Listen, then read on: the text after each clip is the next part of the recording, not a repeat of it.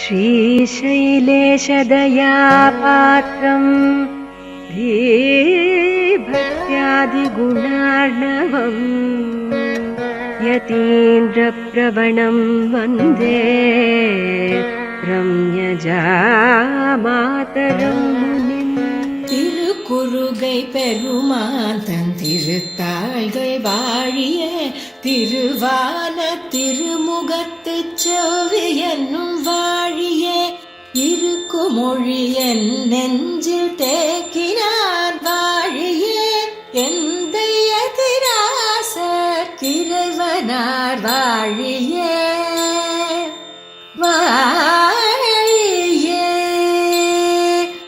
கருக்குழியில் புகவண்ணம் காத்தருள்வோன் வாழியே காசினியில் ஆரியனாய் காட்டினான் வாழியே வருத்தமர வந்தென்னை வாழ்வித்தான் வாழியே மதுர கவி தந்திரான் வாழி வாழி வாழியே வாழி வாழி வாழியே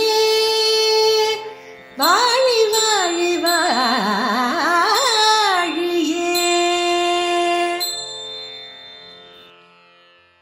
ஸ்ரீமதே ராமானுஜாய நமஹ. ஸ்ரீமத் வரவரமுனயே நமஹ. त्रैवेद्य वृद्धजनमूर्त विभूषणं यत् संपच्च सात्विक जनस्य यतेव नित्यं यद्वा शरण्यम अशरण्य जनस्य पुण्यां तत् संश्रयेम वकुलाभरणाङ्ग्रियुग्मम्. வகுளாபரணர் சுவாமி நம்மாழ்வார், மகிழ்மாலை மார்பினர். அந்த நம்மாழ்வார் அவருடைய திருவடிகளே அனைவருக்கும் தஞ்சம் என்று கூறத்தாழ்வான் முதலான பெரியோர்கள் தங்களுடைய அந்த நூல்களிலே தெரிவிக்கிறார்கள். நம்மாழ்வாருடைய திருவடிகள் யார் யாருக்கெல்லாம் தஞ்சம்? திரைவித்ய விருத்தஜனமூர்த்த விபூஷணம் யத். திரைவித்யர்கள், அதாவது வேதங்களையெல்லாம் நன்கு கற்ற பெரியோர்கள், ஐயம் தெரிவு சந்தேகம் இல்லாமல் வேதத்தை முழுமையாக கற்றுணர்ந்த பெரியோர்களுக்கும் நம்மாழ்வாருடைய திருவடிகளே தஞ்சம். சம்பஷ்ட சாத்விக ஜனஸ்ய யதேவ நித்தியம். சாத்விகர்களாக இருக்கக்கூடிய நல்லோர்கள், சாது ஜனங்கள் வேதங்களையெல்லாம் முழுமையாக கற்க முடியவில்லை என்றாலும் பரமாத்மா யார், ஜீவாத்மா பரமாத்மாவுக்கே அடிமை என்ற இந்த அர்த்தங்களையெல்லாம் நுட்பமாக நன்கு புரிந்திருக்கக்கூடிய சாத்விக ஜனங்கள், அவர்களுக்கும் செல்வமாக சம்பத்தாக சுவாமி நம்மாழ்வாரே திகழ்கிறார். அது மட்டுமா, பாமர ஜனங்களுக்கும் அவ்வாழ்வாரே தஞ்சமாக இருக்கிறார். அசரண்ய சரண்யாம் சரணம். வேறு புகழற்றவர்கள் கதியற்றவர்கள் யாரோ அவர்களுக்கெல்லாம் ஒரே தஞ்சமாக நம்மாழ்வாருடைய திருவடிகளே திகழ்கிறது. இப்போ நம்மாழ்வாருடைய திருவடிகள் பண்டித பாமர விபாகமர அனைவருக்கும் தஞ்சம். நன்கு கற்றுணர்ந்த பெரியோர்கள் வாசித்தவர்களுக்கும் நம்மாழ்வாருடைய திருவடிகள் ஏன் தஞ்சமாக இருக்கின்றது என்றால், அவர்தானே எம்பெருமானுடைய விருப்பத்தை அன்பை முழுமையாக பெற்றவர். இவர்களுக்கெல்லாம் அந்த அன்பு வாய்க்கவில்லை. மயர்வர மதிநலம் அருளப்பெற்ற பெருமைங்கிறது நம்மாழ்வாருக்குத்தான் ஏற்பட்டது. ஆகவே எம்பெருமானுடைய முழு அபிமானத்தையும் பெற்றிருக்கிற நம்மாழ்வாருடைய திருவடிகளை தங்கள் சென்னியாலே தரித்தால், சூடினால், அப்பொழுதுதான் பெருமானுக்கு மகிழ்ச்சி ஏற்படும், திருப்தி ஏற்படும். ஆகவே அதனாலேயே நம்மாழ்வாருடைய திருவடிகளை தரிக்கிறார்கள். இன்னைக்கும் எம்பெருமானுடைய திருவடிகள் ஸ்ரீ பாதுகைகளுக்கு ஷடகோபன், ஸ்ரீ ஷடகோபன் தானே திருநாமம். சன்னதிக்கு போய் பெருமானுடைய திருவடி நிலைகளை பெற்றுக்கொள்கிறோம்னா ஸ்ரீ ஷடகோபன் சாதிக்க வேணும்னு கேட்டு பெறுகிறோம். ஆக அப்படி நம்மாழ்வாரே எம்பெருமானுடைய திருவடிகளாக திகழ்கிறார். ஆகவே அது பண்டிதர்களாக இருந்தாலும் பாமரர்களாக இருந்தாலும் யாருக்கும் ஆழ்வாருடைய சம்பந்தம், ஆழ்வாருடைய திருவடிகள் ஒரே புகழ். அப்படிப்பட்ட நம்மாழ்வார் நமக்காக 4 திவ்ய பிரபந்தங்களை அருளி செய்திருக்கிறார். மாறன் பணித்த தமிழ்மறைக்கு என்று மணவாள மாமுனிகள் அதை அற்புதமாக விவரித்தார். 4 வேதங்கள் வடமொழியிலே அமைந்திருக்கக்கூடிய அந்த வேதங்களுக்கு ஈடாய் சமமாக தமிழிலே, திராவிடத்திலே, திராவிட மொழியிலே 4 வேதங்களாக நம்மாழ்வார் அருளி செய்தார். ருக்வேதம், யஜுர்வேதம், சாமவேதம், அதர்வண வேதம்.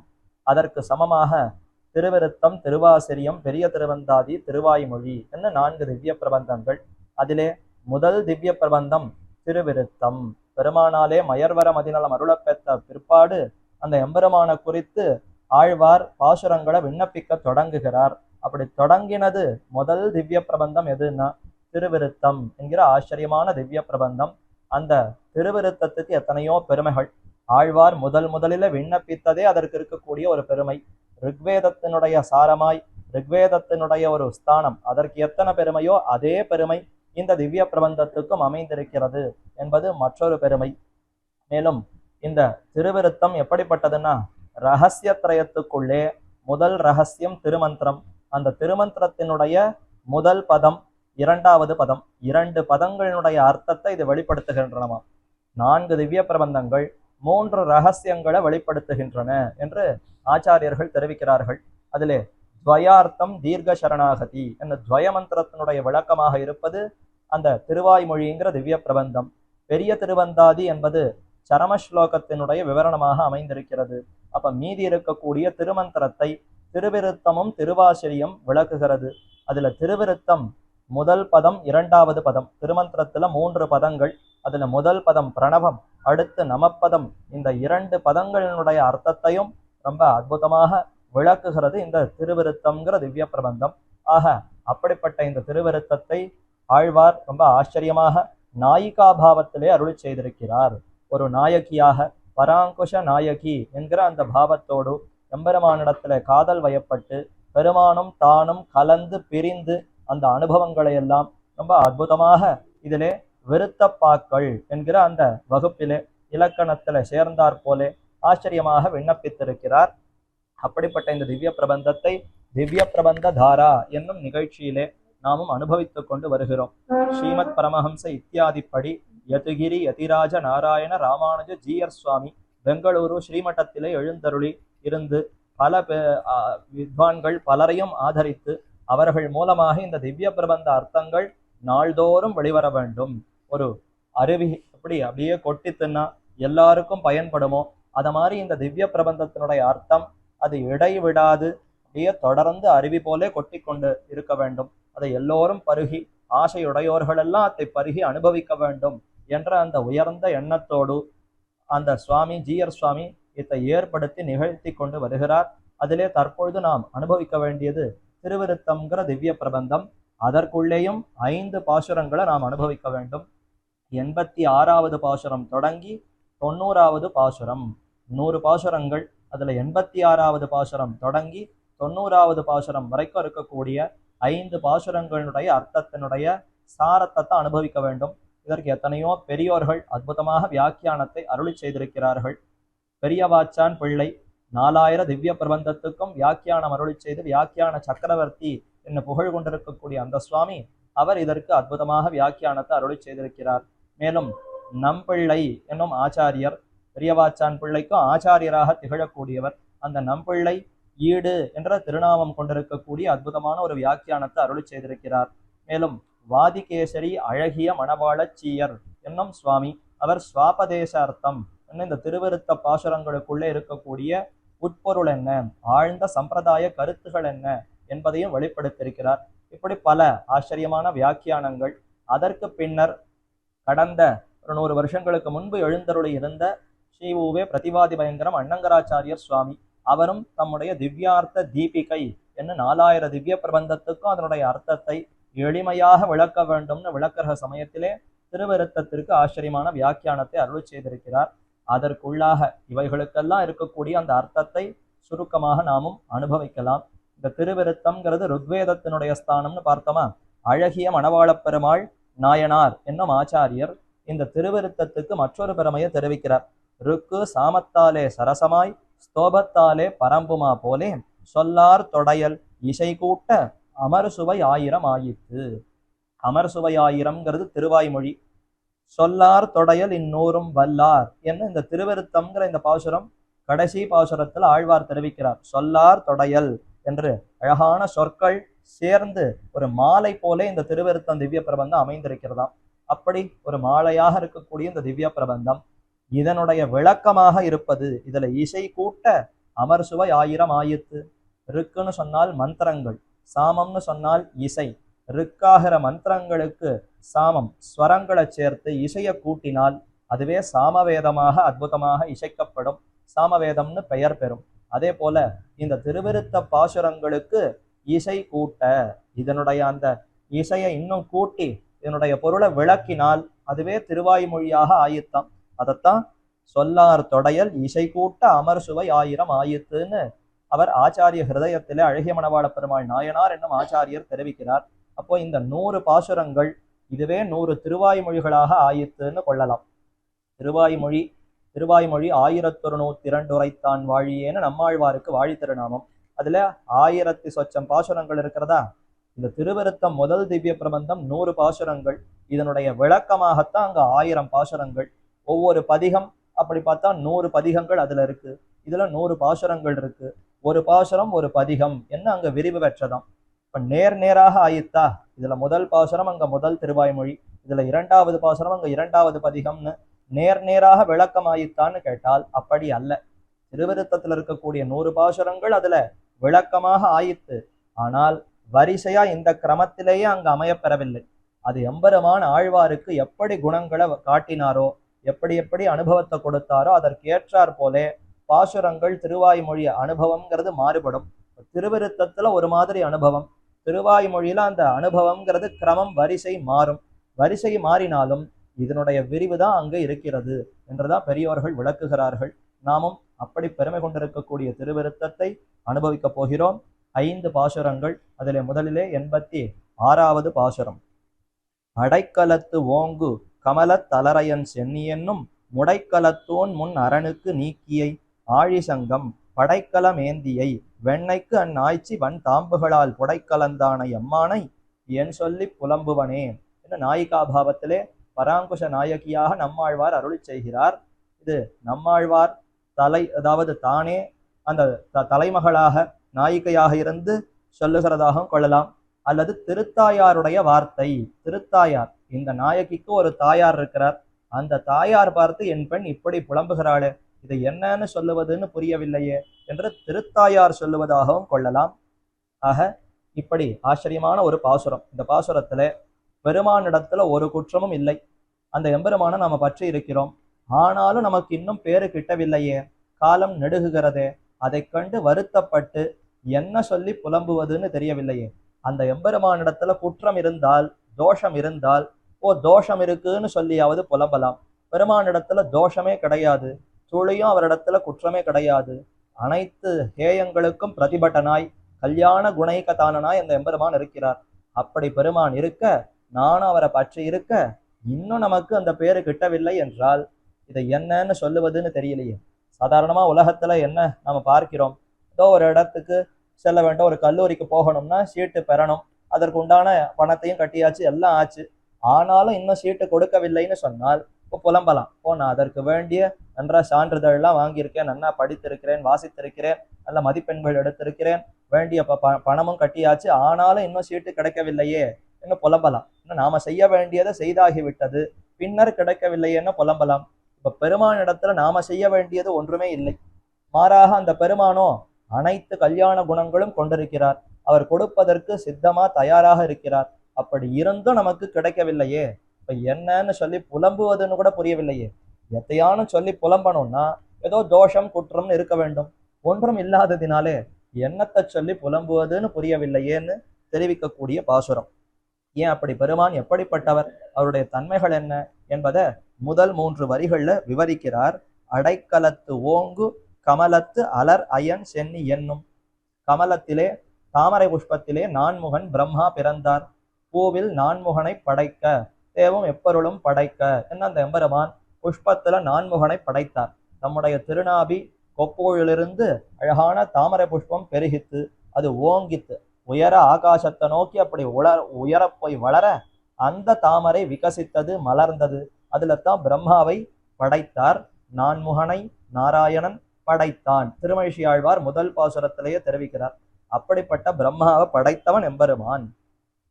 அழகா எம்பெருமானுடைய திருமேனி பச்சை மாமலை போல் மேனின்னு அழகான கரும் பச்சை நிற வர்ணத்துல அமைந்திருக்கிறது. அப்ப அது தாமரையினுடைய இலை போல இருக்கிறதா. அக்கமல இலை போலும் திருமேனி அடிகள்வாய். பெருமானுடைய திருமேனி எப்படி இருக்குன்னா, கமல புஷ்பம் தாமரை புஷ்பத்தை சுத்தி படர்ந்திருக்கக்கூடிய தாமரை இலைகள், அந்த கொடியில இருக்கக்கூடிய பசுகு பசுகுன்னு இருக்கக்கூடிய இலைகளை போல பெருமானுடைய திருமேனி வர்ணம் இருக்கு, நிறம் இருக்கிறது.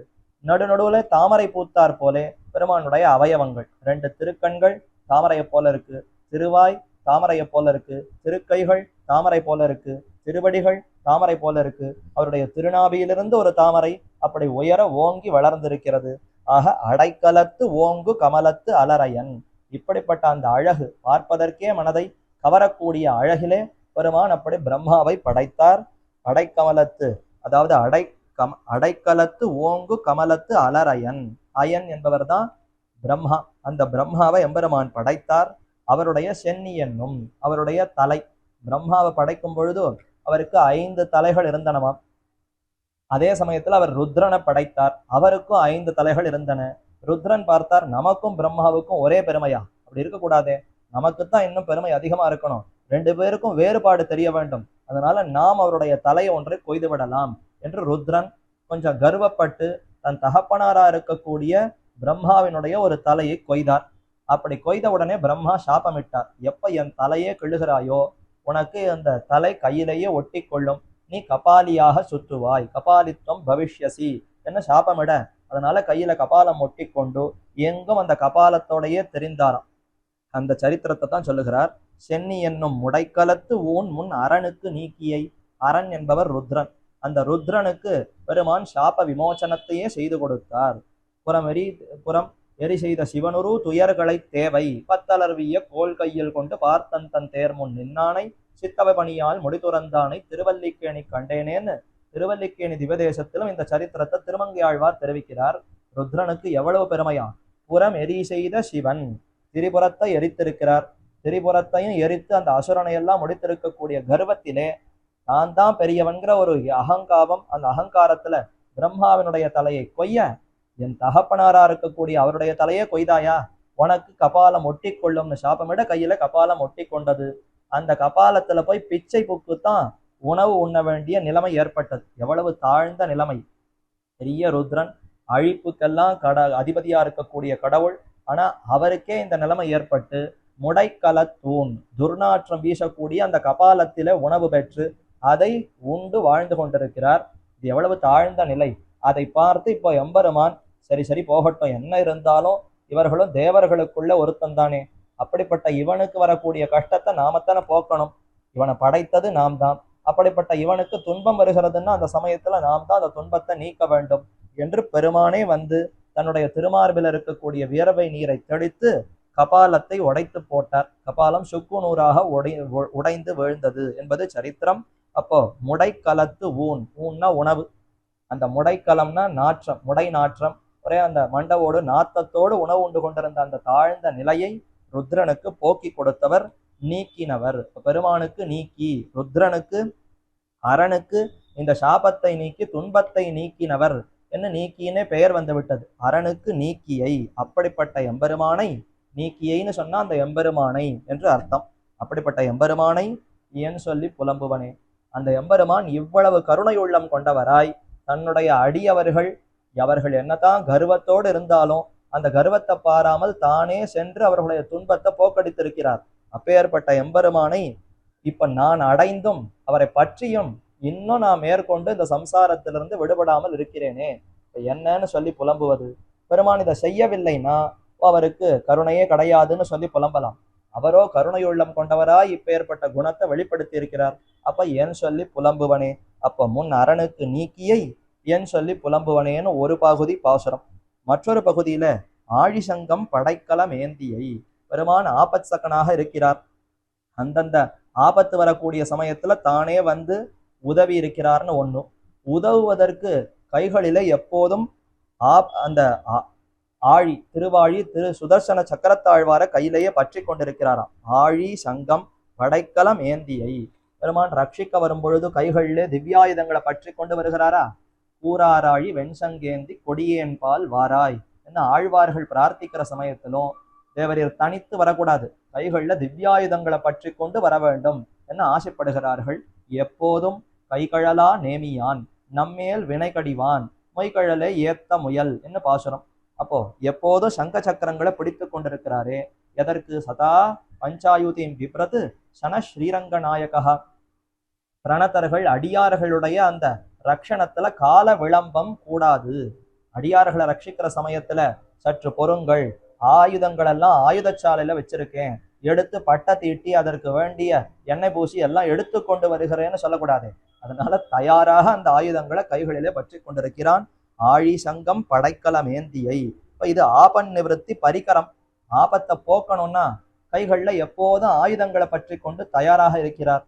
இது இல்லைன்னா புலம்பலாம், அவர் ஆபத்தை போக்குவார் சுவாமி, ஆனா கையில ஆயுதங்கள் இல்லை அதனால போக்கலன்னு சொல்லி புலம்ப முடியும். அப்படியும் முடியாது. எப்போதும் கைகள்ல ஆயுதங்களை பற்றி கொண்டு தயாராக நிற்கிற அந்த எம்பெருமானை என் சொல்லி புலம்புவனே. அதைத்தான் ஏந்தியைன்னு இங்க அடுத்து சொல்லுகிறார். ஆழி சங்கம் படைக்கலம் ஏந்தியை. ஏந்துகிறார்னா புஷ்பத்தை ஏந்துகிறா போலே ரொம்ப சிரமமே இல்லாமல் ஏந்துகிறாராம். நாமெல்லாம் ஆயுதத்தை பிடிக்கணும்னா அதனுடைய பாரத்தை நம்மால தாங்க முடியாது. ரொம்ப கஷ்டப்பட்டு எதையோ ஒன்று தூக்கணும்னா அதனுடைய பாரத்தை அப்படியே முகம் சொலுக்கி கொண்டு தாங்க முடியாமல் தாங்கி கொண்டு போகணும். ஆனா பெருமான் அந்த ஆயுதங்களை பிடிக்கிறார்னு சொன்னால் ஏந்துகிறார். ஒரு புஷ்பத்தை ஏந்துவது எவ்வளவு சுலபம், அத மாதிரி அழகாக ஏந்துகிறாராம். இதை பார்த்தா ஆயுதம் மாதிரி தெரியலையே, ஆபரணம் போலவன்னோ இருக்கிறது. கைகளுக்கு சாத்தப்பட்ட ஒரு ஆபரணமோ திருஷ்டி தோஷம் கண்ணெச்சில் பட்டு விடும் போல இருக்கிறதே, இதற்கு ஆலத்தி வழித்து திருஷ்டி சுத்தி போட வேண்டும் போல இருக்கிறதே என்று மயங்குமா போலே அழகுடைய அந்த எம்பெருமான். ஆக படைக்கலம் ஏந்தியை. இப்படி ஆபத்துக்கு நிவாரகத்துக்கு வேண்டிய ஆயுதங்களையும் கைகள்ல பிடித்து கொண்டிருக்கிறார். ஆகவே புலம்புவதற்கு வழி இல்லை. சரி, மேற்கொண்டு அடுத்ததை தெரிவிக்கிறார். வெண்ணைக்கு ஆய்ச்சி வன் தாம்புகளால் புடைக்கலந்தான எம்மானை. வாஸ்தவம் ஆபத்தை போக்குவார். ஆபத்தை போக்கடிப்பதற்கு கைகளிலே திவ்யாயுதங்களை பற்றி இருக்கிறார். ஆனா அடியவர்களுக்கு உதவுவாருங்கிறது என்ன ஒரு கட்டாயம். ஆசிரிதனுக்கு கட்டுப்பட்டிருப்பார், அடியவர்களிடத்துல பவ்யனாக இருப்பார் என்று இருந்தால்தான் செய்வார். இல்லைன்னா அவர் இஷ்டத்துக்கு எப்ப முடியுமோ அப்பதான் செய்வார். என் கையில ஆயுதமும் இருக்கு, நான் ஆபத்தையும் போக்குவேன், ஆனா நான் இஷ்டப்பட்ட சமயத்துல தான் போக்குவேன்னு சொல்லிட்டா என்ன பண்றது? அப்படி அல்ல. பெருமான் அடியவர்களுக்கு தன்னை இன்னும் தாழ விட்டு கொள்ளுகிறான். பத்துடை அடியவர் கெளியவன், பிறர்களுக்கு அரிய வித்தகன். பக்தியோடு இருப்பவர்களுக்கு, பக்தின்னா அஷ்டாங்க யோகம், நியமம், ஆசனம்னு பிராணாயாமம், பிரத்யாகாரம் அதையெல்லாம் கடைபிடித்து உயர்ந்த பக்தி யோக நிஷ்டர்களுக்கல்ல, சாமானிய பக்தி, அத்வேஷ மாத்திரம், ஆபிமுக்கிய சூச்சகம். பெருமான் வந்தா இன்முகத்தோடு அவரை பார்த்தாலே பெருமான் மகிழ்ந்துடுவாராம். அதற்கு மேல அவருக்கு ஒண்ணுமே நாம ரொம்ப சிரமப்பட்டு உபாயங்கள் எல்லாம் செய்ய வேண்டாம். அவர் வருகிற சமயத்துல முகத்தை திருப்பி கொண்டு போகாமல் அவர் வருகிறார்னு அவரை முகத்தை நோக்கி வா என்று சொன்னா கூட போறோம், அப்படி மனசால நினைத்தால் கூட போறோம். அதற்கே பெருமான் நமக்கு வசப்பட்டு விடுகிறான். அப்ப அப்படிப்பட்ட எம்பெருமான் வசப்படுகிறானே. இதோ ஒரு ஆய்ச்சி கட்டும் பொழுது தானும் கட்டுண்டிருந்து அடி வாங்கி மொத்துண்டு அழுதி அலத்தி இருக்கிறான்னா இது எப்பேற்பட்ட சரித்திரம். அதை அடுத்து தெரிவிக்கிறார். அன்று அன்றென்றோ ஒரு நாள் மதுரையில பிறந்து ஒருத்தி மகனாய் பிறந்து ஓரிரவில் ஒருத்தி மகனாய் ஒழித்து வளர்கிற சமயத்திலே, ஆய்ப்பாடி கோகுலத்தில் இருக்கிற சமயத்திலே ஒரு வெண்ணைக்கு என்ன பாடுபட்டார்.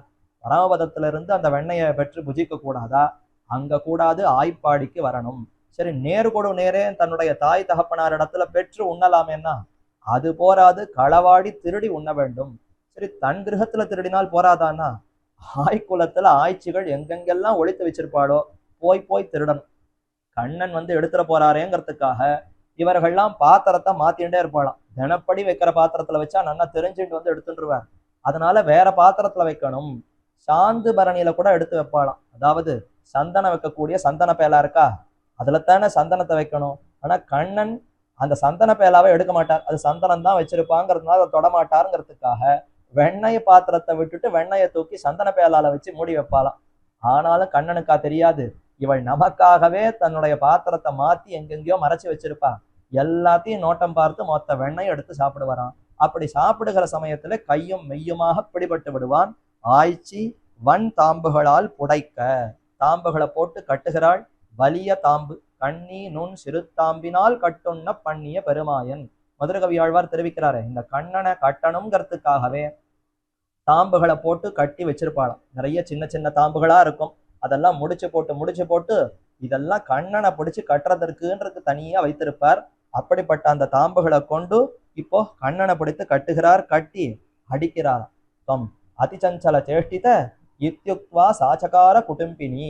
இப்ப பார்க்கலாம், போட்டு கட்டி போட்டுட்டு இது வரைக்கும் துரு துருன்னு ஆடினியே, இப்ப கைய காலை தூக்கு பார்க்கலாம், காலை தூக்கினா கால் மேல போடுவேன், கைய தூக்கினா கை மேல அடிப்பேன்னு மிரட்டி இப்படியெல்லாம் அடிக்கிறாளாம் அந்த ஆய்ச்சி. கண்ணன் ஒண்ணுமே செய்ய முடியாமல், ஒரு பிரதிக்கிரியை செய்ய முடியாமல், இவளை எதிர்த்து ஒன்னும் செய்யாமல் அப்படியே அழுது அலத்தி கொண்டு, அழுதையும் அஞ்சு நோக்கும் அந்நோக்கும் குலசேகராழ்வார் அனுபவிக்கிறார். எப்படி அந்த கண்ணன் அழுகையோடு நின்று கொண்டிருந்தான் தெரியுமா என்று அதுல ஈடுபடுகிறார். அதே போலத்தான் நம்மாழ்வாரும் வன் தாம்புகளால் புடைக்க அலந்தானை, ரொம்ப சோர்ந்து போயிட்டான் அந்த எம்பெருமான்.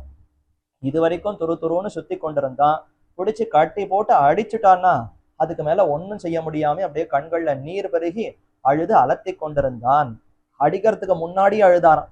ஏன் நான் இன்னும் அடிக்கவே இல்லையா, அதுக்குள்ள அழறியன்னா, அடிச்ச பிற்பாடு அழுது என்ன பிரயோஜனம், முன்னாடி அழுதாலாவது சரி அழறானேன்னு விட்டுடுவேன். அதனாலே எம்பெருமான் அப்படி அழுது இப்படியெல்லாம் தன்னுடைய பவ்யத்தை, தான் அடியவர்களுக்கு கட்டுப்பட்டவன் என்பதை வெளிப்படுத்தினாரா, அந்த சரித்திரத்தை தான் இங்க தெரிவிக்கிறார். அப்ப அன்று ஆய்ச்சி வன் தாம்புகளால் புடைக்க அலந்தானை எம்மானை, இப்படிப்பட்ட எம்மானை என் சொல்லி புலம்புவனே. நான் புலம்பணும்னா பெருமானிடத்துல இதெல்லாம் இல்லாமல் இருந்தால் புலம்பலாம். ஆனால் அவரோ அரனுடைய சாபத்தை, ருத்ரனுடைய அந்த துக்கத்தை நீக்கி இருக்கிறார். நீக்குவதற்காக எப்போதும் கைகள்ல திவ்யாயுதங்களை பற்றி இருக்கிறார்.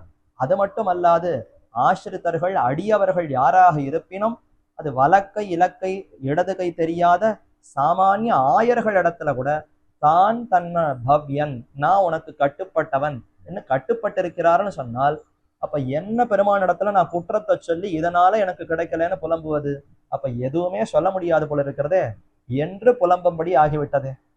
சாதாரணமா குற்றத்தை சொல்லி புலம்புவதை பார்த்திருக்கிறோம், குற்றம் சொல்ல முடியலையே என்று கூட இந்த இடத்துல சொல்லி புலம்ப முடியவில்லையே, என் சொல்லி புலம்புவனே. இதற்கெல்லாம் மேல எம்மானை, எனக்கு சுவாமியா இருக்கார், என்னையே சொத்தாக கொண்டிருக்கிறார். அந்த எம்பெருமானுக்கு அடியன் சொத்து, சொத்து சுவாமியை நோக்கி எப்படி புலம்ப முடியும், சுவாமி தான் சொத்தை விட்டுட்டாமேன்னு புலம்பணும். ஒரு காணி நிலம் ஒருத்தருக்கு சொத்து இருந்தாலும் நிலம் எழுந்திருந்து பாடுபடாது, அது எங்கேயான கை மாறி போச்சு, யாரானும் அதை என்னுடையதுன்னு அதை ஆட்சேபம் பண்ணால், வாதம் பண்ணால், அந்த சமயத்துல நிலத்தையுடைய உரிமையாளன் சொந்தக்காரன் தான் இது என்னுடையதுன்னு ஸ்தாபிக்கணும், பரிதவிக்கணும், புலம்பணும். நிலம் எழுந்திருந்து புலம்புமா, அத மாதிரி அடியவன் சொத்து. அப்ப என்ன நான் எப்படி புலம்ப முடியும், அந்த எம்பெருமான் தான் என்ன ரட்சிக்க வேண்டும், ரட்சிப்பதற்கு இத்தனை குணங்கள் அவரிடத்துல இருக்கு, அதை மீறியும் அவர் நம்மை இப்படி வைத்திருக்கிறாரே என் சொல்லி புலம்புவனே. என்ன சொல்லுவதுன்னு புரியவில்லையேங்கிறது பாசுரம். இதுல ஒரே ஒரு வரி, அன்று ஆய்ச்சி வன் தாம்புகளால் புடைக்க அலந்தானை, ரொம்ப வருந்தினான், ஒன்னும் செய்ய முடியாமல் சோர்ந்து போய்விட்டான் என்று இருக்கிறதா.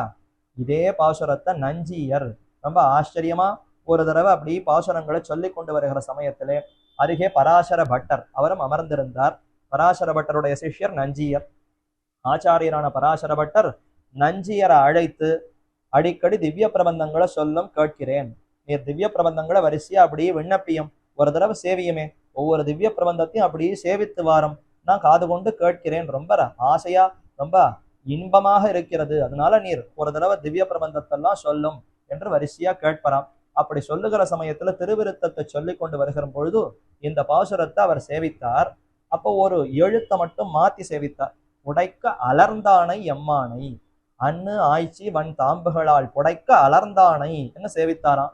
கேட்டுட்டு மெய் மறந்து போயிட்டார் பராசர பட்டர். என்ன அர்த்தம், என்ன அர்த்தம், இன்னும் உயர்ந்த அர்த்தமாக இருக்கிறதே, அலந்தானை என்பதை காட்டிலும் அலர்ந்தானைன்னு சொன்னால் விசேஷமான அர்த்தம் ஏற்படுகிறது. இப்படி ஒரு அர்த்தத்தை இதுவரைக்கும் நான் தெரியாமலே இருந்து விட்டேன். நஞ்சியரே, சிஷ்யராக இருப்பினும் நீர் இப்ப எடுத்து சொன்னது ரொம்ப வியக்கத்தக்க வகையில ஆச்சரியமாக இருக்கிறதுன்னு சாதித்தாராம். ஏன் அலர்ந்தான்னு சொன்னா என்ன அர்த்தம், சந்தோஷப்பட்டான், மலர்ந்தான், விகசித்தான்னு அர்த்தம். பரமபதத்துல இருப்பதை காட்டிலும் வன் தாம்புகளால் புடைக்கிற சமயத்துல ஆய்ச்சி பிடிச்சு கட்டி ஓடுவியா ஆடுவியா அடிக்கிறேன் பாரு அப்படி மிரட்டுற சமயத்துல தான் கண்ணனுக்கு சந்தோஷம் உள்ள முழுக்க நிரம்பித்தான். என்னமா நம்முடைய எளிமையை காட்ட முடிகிறது. வைகுந்தத்துல இந்த மாதிரி யாரான்னு நினைச்சு கூட பார்க்க முடியுமா? அவர் எங்கேயோ கோப்புடைய சீரிய சிங்காசனம் தர்மாதிபடத்துல எழுந்துள்ளிருப்பார். நாம எங்கேயோ கீழே இருந்து அந்த அடியவன் அந்த எம்பெருமான கட்டாட்சிப்பரான்னு சுத்தி இருந்து எதிர்நோக்க வேண்டும். ஆனால் இப்ப மாறிவிட்டதே நிலைமை. இங்க ஆய்ச்சியினுடைய ஒரு கைக்கு கீழே தான பணியாளாக இருந்து கொண்டு இவள் எப்ப நம்ம அவிழ்த்து விடுவா, இவள் எப்ப நம்ம அடிக்காமல் இருப்பான்னு அந்த பராத்பரனான எம்பெருமான் இங்க வந்து இப்படி இந்த ஆய்ச்சியின் இடத்துல கட்டுப்படுகிறான்னா இப்பதானே எளிமை நன்றாக வெளிப்பட்டிருக்கிறது. அதனால பெருமான் ரொம்ப சந்தோஷப்பட்டாராம். பல அவதாரங்களை எடுத்து பார்த்தோம்.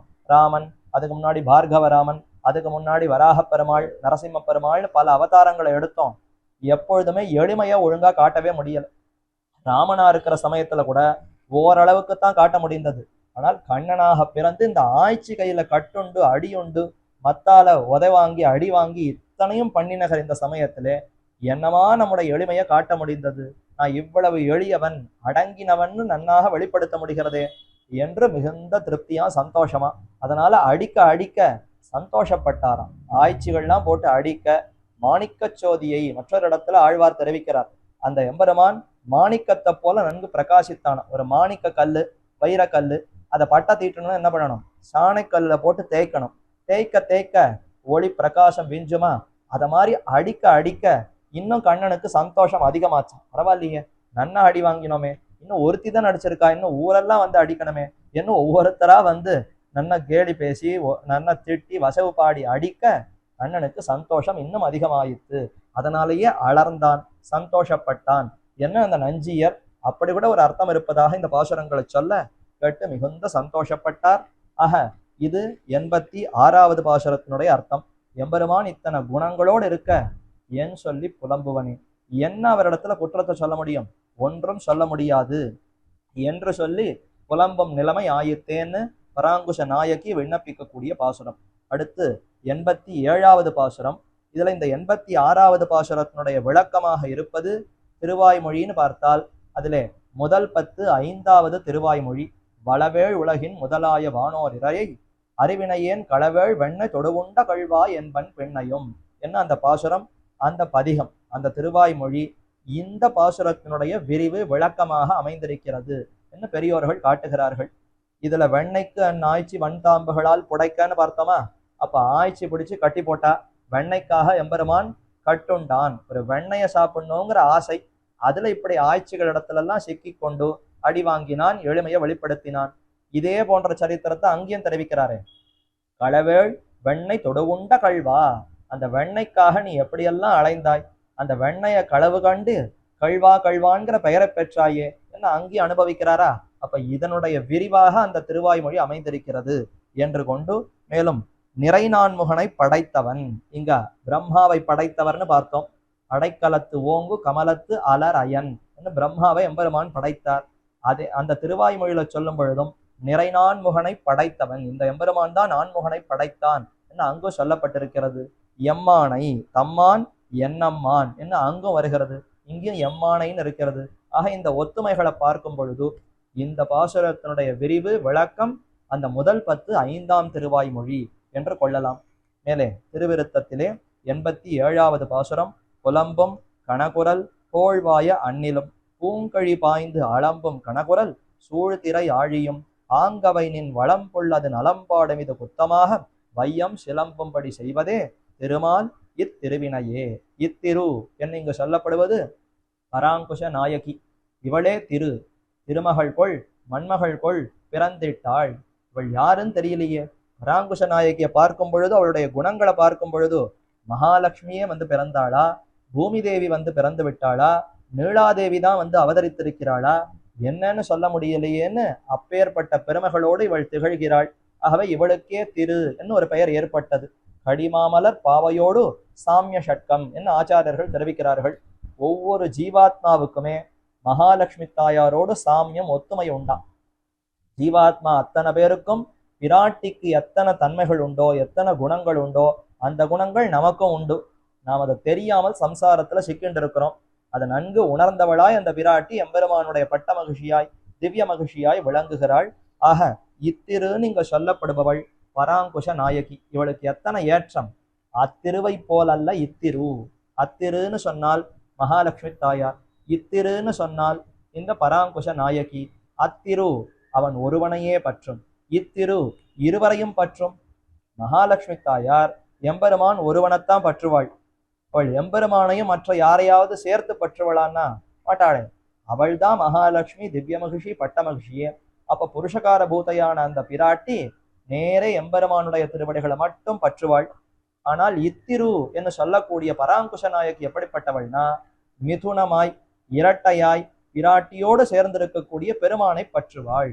அப்ப அத்திரு பெருமானை மட்டுமே பற்றுவாள், இத்திரு பிராட்டியோடு சேர்ந்திருக்கக்கூடிய எம்பெருமானை பற்றுவாள்னு சொன்னா அது ஏற்றம் அல்லவா?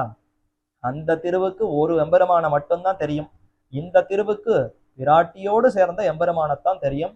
ஆக இத்திருவுக்கு இன்னும் ஏற்றம். இத்திருவினையே திருமால் சிலம்பும்படி செய்வதே. திருமால் அந்த எம்பெருமான் இப்படி செய்கிறாரே, மால் தனியாக இருந்து செய்தால் பரவாயில்ல, திருவோடு வேற சேர்ந்திருக்கிறார் அந்த எம்பெருமான். பிராட்டியும் பெருமானும் சேர்ந்திருந்து இப்படி படுத்தலாமா? பெருமான் மட்டும் படுத்துகிறார்னு சொல்லலாம், சுவாதந்திரியம் உண்டு, தன்னுடைய சுதந்திர தன்மையினால எப்படி வேணாலும் படுத்தலாம். ஆனா தாயான மகாலட்சுமி அருகே இருக்க திருமாலா இருக்கக்கூடிய எம்பெருமான் போய் இப்படி படுத்தலாமோ? அதத்தான் இது என்ன ஆச்சரியமா இருக்கே, திருமால் சிலம்பும்படி செய்வதே இத்திருவினையே. இந்த பிராட்டி பராங்குஷ நாயகியின் இடத்துல அன்பு காட்டாமல் இப்படி இதை கொஞ்சம் நேரம் கடத்தி தாமதித்து இன்னும் இந்த சம்சாரத்துல தவிக்கும்படி செய்கிறாரே, அதனால என்ன ஆயிடுத்துன்னா ஊரார்கள் எல்லாம் பழி சொல்லும்படி ஆயிடுச்சு. பெருமானிடத்துல இந்த தன்மை இப்படி சற்று தாமதிக்கிறார், பராங்குஷ நாயகியை உடனே ஏற்றுக்கொள்ளல. அப்படி தாமதித்த உடனே பராங்குஷ நாயகியால தாங்க முடியல, புலம்புகிறாள். அந்த புலம்பலை பார்த்து ஊராரெல்லாம் பழி சொல்றாளாம். இது என்னது இது, இப்படி கூட நடக்கிறதே, அந்த எம்பெருமானுக்கு கருணையே இல்லையா என்ன? ஊரார்கள் எல்லாம் சிலம்புகிறார்கள், பழி சொல்லுகிறார்கள். இப்படி ஒரு நிலைமை இந்த பெண்ணுக்கு வந்து விட்டதே என்ன திருத்தாயார் சொல்லுவதாகவும் கொள்ளலாம், அல்லது தோழிமார் பராங்குஷ நாயகியினுடைய தோழி சொல்லுவதாகவும் கொள்ளலாம். புலம்பும் கணகுரல் போழ்வாய அண்ணிலும். இப்ப பிரிவா பெருமானை விட்டு பிரிந்திருக்கக்கூடிய நிலை. அப்ப சில பதார்த்தங்கள் எல்லாம் ரொம்ப பாதிக்குமா, ரொம்ப சோகத்தை விளைக்கும், துன்பத்தை கொடுக்கும். நாயக்கனும் நாயகியும் சேர்ந்திருந்தால் சந்தனம், அதே போல நிலா, தென்றல் இதெல்லாம் ரொம்ப ரம்யமா இனிக்கும், ஓஹோன்னு சுகத்தை கொடுக்கும். அதே நாயக்கனை விட்டு நாயகி பிரிந்திருக்கிறாள், நாயகி தனித்திருக்கிறாள்னா சந்திரன் வந்தா நிலவு எரியும், சுட்டெரிக்கும், தென்றல் வந்தா அது சுட்டெரிக்கும், பால் கசக்கும், இப்படி எல்லாமே ரொம்ப துக்கத்தை விளைக்கும், துன்பத்தை கொடுக்கும். அதே போலத்தான் இப்ப பராங்குஷ நாயகிக்கு பெருமானை விட்டு பிரிந்திருக்கக்கூடிய நிலையிலே இதெல்லாம் ரொம்ப பாதகமாக இருக்கிறது, துன்பத்தை விளைக்குகிறது. எது அவை? புலம்பும் கணகுரல் போழ்வாய அண்ணிலும். அண்ணில் பறவை, அன்றில் பறவைகள்ங்கிறது எப்போதும் ஆண் பெண் ரெண்டும் சேர்ந்துதான் இருக்குமா. சேவல் பேடை, ஆண் பறவை பெண் பறவை, அந்த ரெண்டு பறவைகளும் அன்றில் பறவைகள் எப்போதும் ஜோடியா மிதுனமா சேர்ந்துதான் இருக்கும். அது சேர்ந்து இருக்கிறது ஒரு பக்கம், வாயை கூட பிரிக்காதான் அலகுகள். அந்த பறவைகளுடைய ஒவ்வொரு அலகும் ஆண் பறவை பெண் பறவை ஒன்னோடு ஒண்ணு கோர்த்து கொண்டு சேர்த்துதான் இருக்குமா. சற்று அந்த அலகை அப்படி நகர்த்தினாலும் தாங்காதான், ஒரே கூக்குன்னு சத்தமிடுமா. பெருமை அலகை நகர்த்துறதுக்கு கூட அது இடம் கொடுக்காது. அப்படி நகர்த்தினாலும் உடனே ரெண்டும் சேர்ந்து ஐயோ பிரிவு வந்து விட்டதோ என்ன ஓஹோன்னு சத்தமிடுமா. எதை போலன்னா ஆச்சரியமா தெரிவிக்கிறார்கள். ஒரு சின்ன ஏதோ ஒரு பையில துணியில ஏதோ போடுகிறோம், ஒரு வஸ்துவோ அரிசியோ ஏதோ ஒண்ணுத்த ஒரு பையில போடுகிறோம். சற்று ஒரு முக்கால் வாசி அதுல சேர்த்த பிற்பாடு நன்னா அதை ஒரு குலுக்கு குலுக்கினாதான் உள்ள இறக்க முடியும். அதற்காக சற்று நிறுத்தி ஒரு குலுக்கு குலுக்கிட்டு மீண்டும் அதுல அரிசியை சேர்ப்போமா? அப்போ சற்று நிறுத்தினது எதற்கு?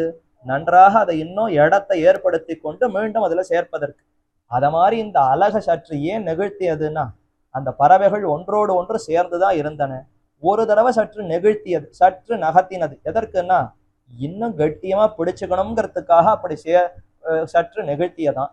அந்த நெகிழ்வே அதால பிரிய முடியாமல் உடனே அந்த பெண் பறவையானது கத்த ஆரம்பித்து விடுமா.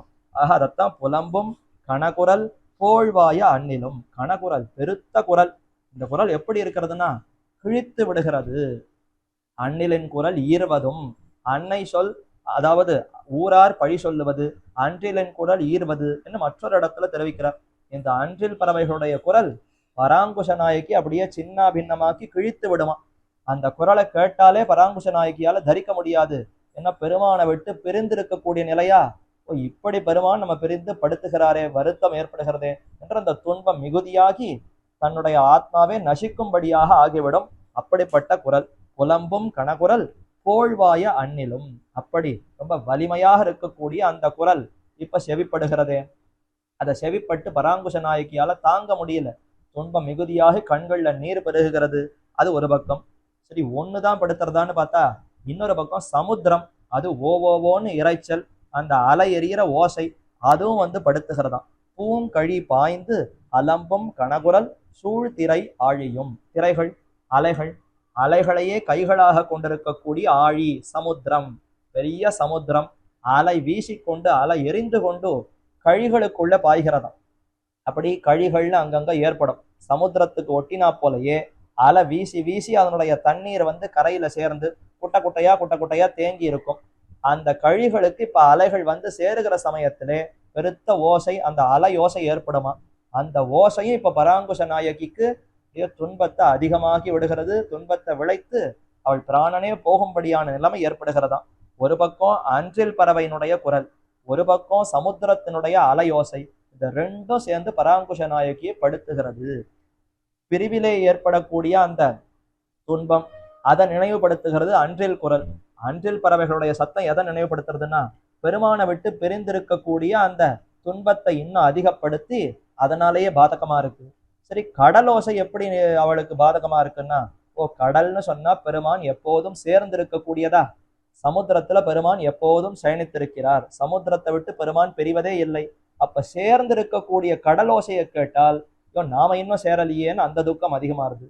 பிரிந்திருக்கக்கூடிய அன்றிலோனுடைய குரலை கேட்டால் பெருமான் நம்ம விட்டு பிரிந்திருக்கிறாரேங்கிற துக்கம் துன்பம் அதிகமாகிறது. இப்படி ரெண்டு குரலும் சேர்ந்து அந்த ஓசை இப்படி படுத்துகிறது. ஆங்கு அவை நின் வளம்புல் அது நடம்பாடும் இது குத்தமாக. ஏன் இதெல்லாம் படுத்துகிறது இந்த நாயகி என்ன? அது ஒண்ணும் இல்லை, இவள் செய்தது இது ஒன்று தான். அந்த கருடாழ்வார் எம்பெருமானுடைய வாகனம், பராத்பரனான எம்பெருமானுக்கு அடையாளமாகவே கருத்மான் திகழ்கிறார். யாரொருவன் கருட வாகனாருடனோ அவனே பராத்பரன். ஏன்னா ஆதி மூலமேன்னு யானை அழைத்ததா கஜேந்திரன் முதலையினால பீடிக்கப்பட்ட சமயத்திலே ஆதி மூலமே ஓ நாராயணா நாகனையாய் மணிவண்ணா வாராய் என் ஆரிடரை நீக்கான்னு அழைத்த சமயத்திலே பெருமான் எப்படி வந்தார்? நம்மை ஜகத்துக்கு காரணன் ஆதி மூலம்னு அழைத்திருக்கிறது யானை. அதற்கு அடையாளம் சொல்லணும்னா அப்ப கருட வாகனாரூடனாக வந்தாத்தான் அது அடையாளம் சரியா இருக்கும். ஆகவே கருடனோடு சேர்ந்து வர வேண்டும்னு கஜேந்திராழ்வானை அனுகிரகிப்பதற்கு எம்பெருமான் கருடாழ்வார் பெயர்ல ஆரோகணித்து வந்தார். அப்படிப்பட்ட அந்த கருடாழ்வார் அவர் எப்படிப்பட்டவர்? தாச சகா வாகனம் ஆசனம் எஸ்தே விதானம் வியஜனம் திரைமய உபஸ்திதம் தேனபுரோ கருத்மதா தொதங்கிரி சம்மர்த்த கிணாங்க சோபினா ஆளவந்தார் தெரிவிக்கிறார்.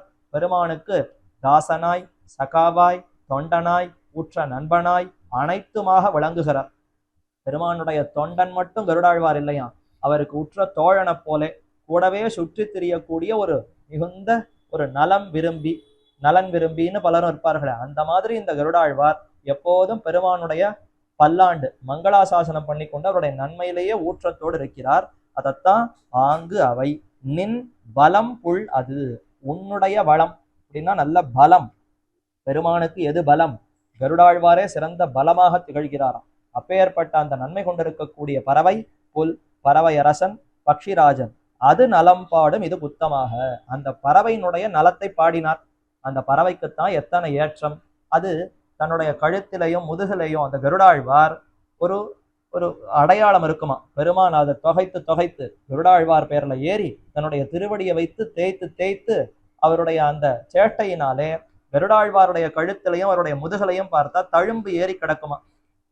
இந்த வில் வித்தைக்காரர்கள், நல்ல வில் வித்தையை அதுல பயிற்சி எடுத்தவர்கள், அந்த வில்லை இப்படி தோல்ல மாட்டிக்கொண்டு அம்புரா துணியை தோல்ல மாட்டிக்கொண்டே எப்பொழுதும் சுத்தி கொண்டிருந்தால் அது பட்டு அந்த தழும்பு ஏற்படுமா.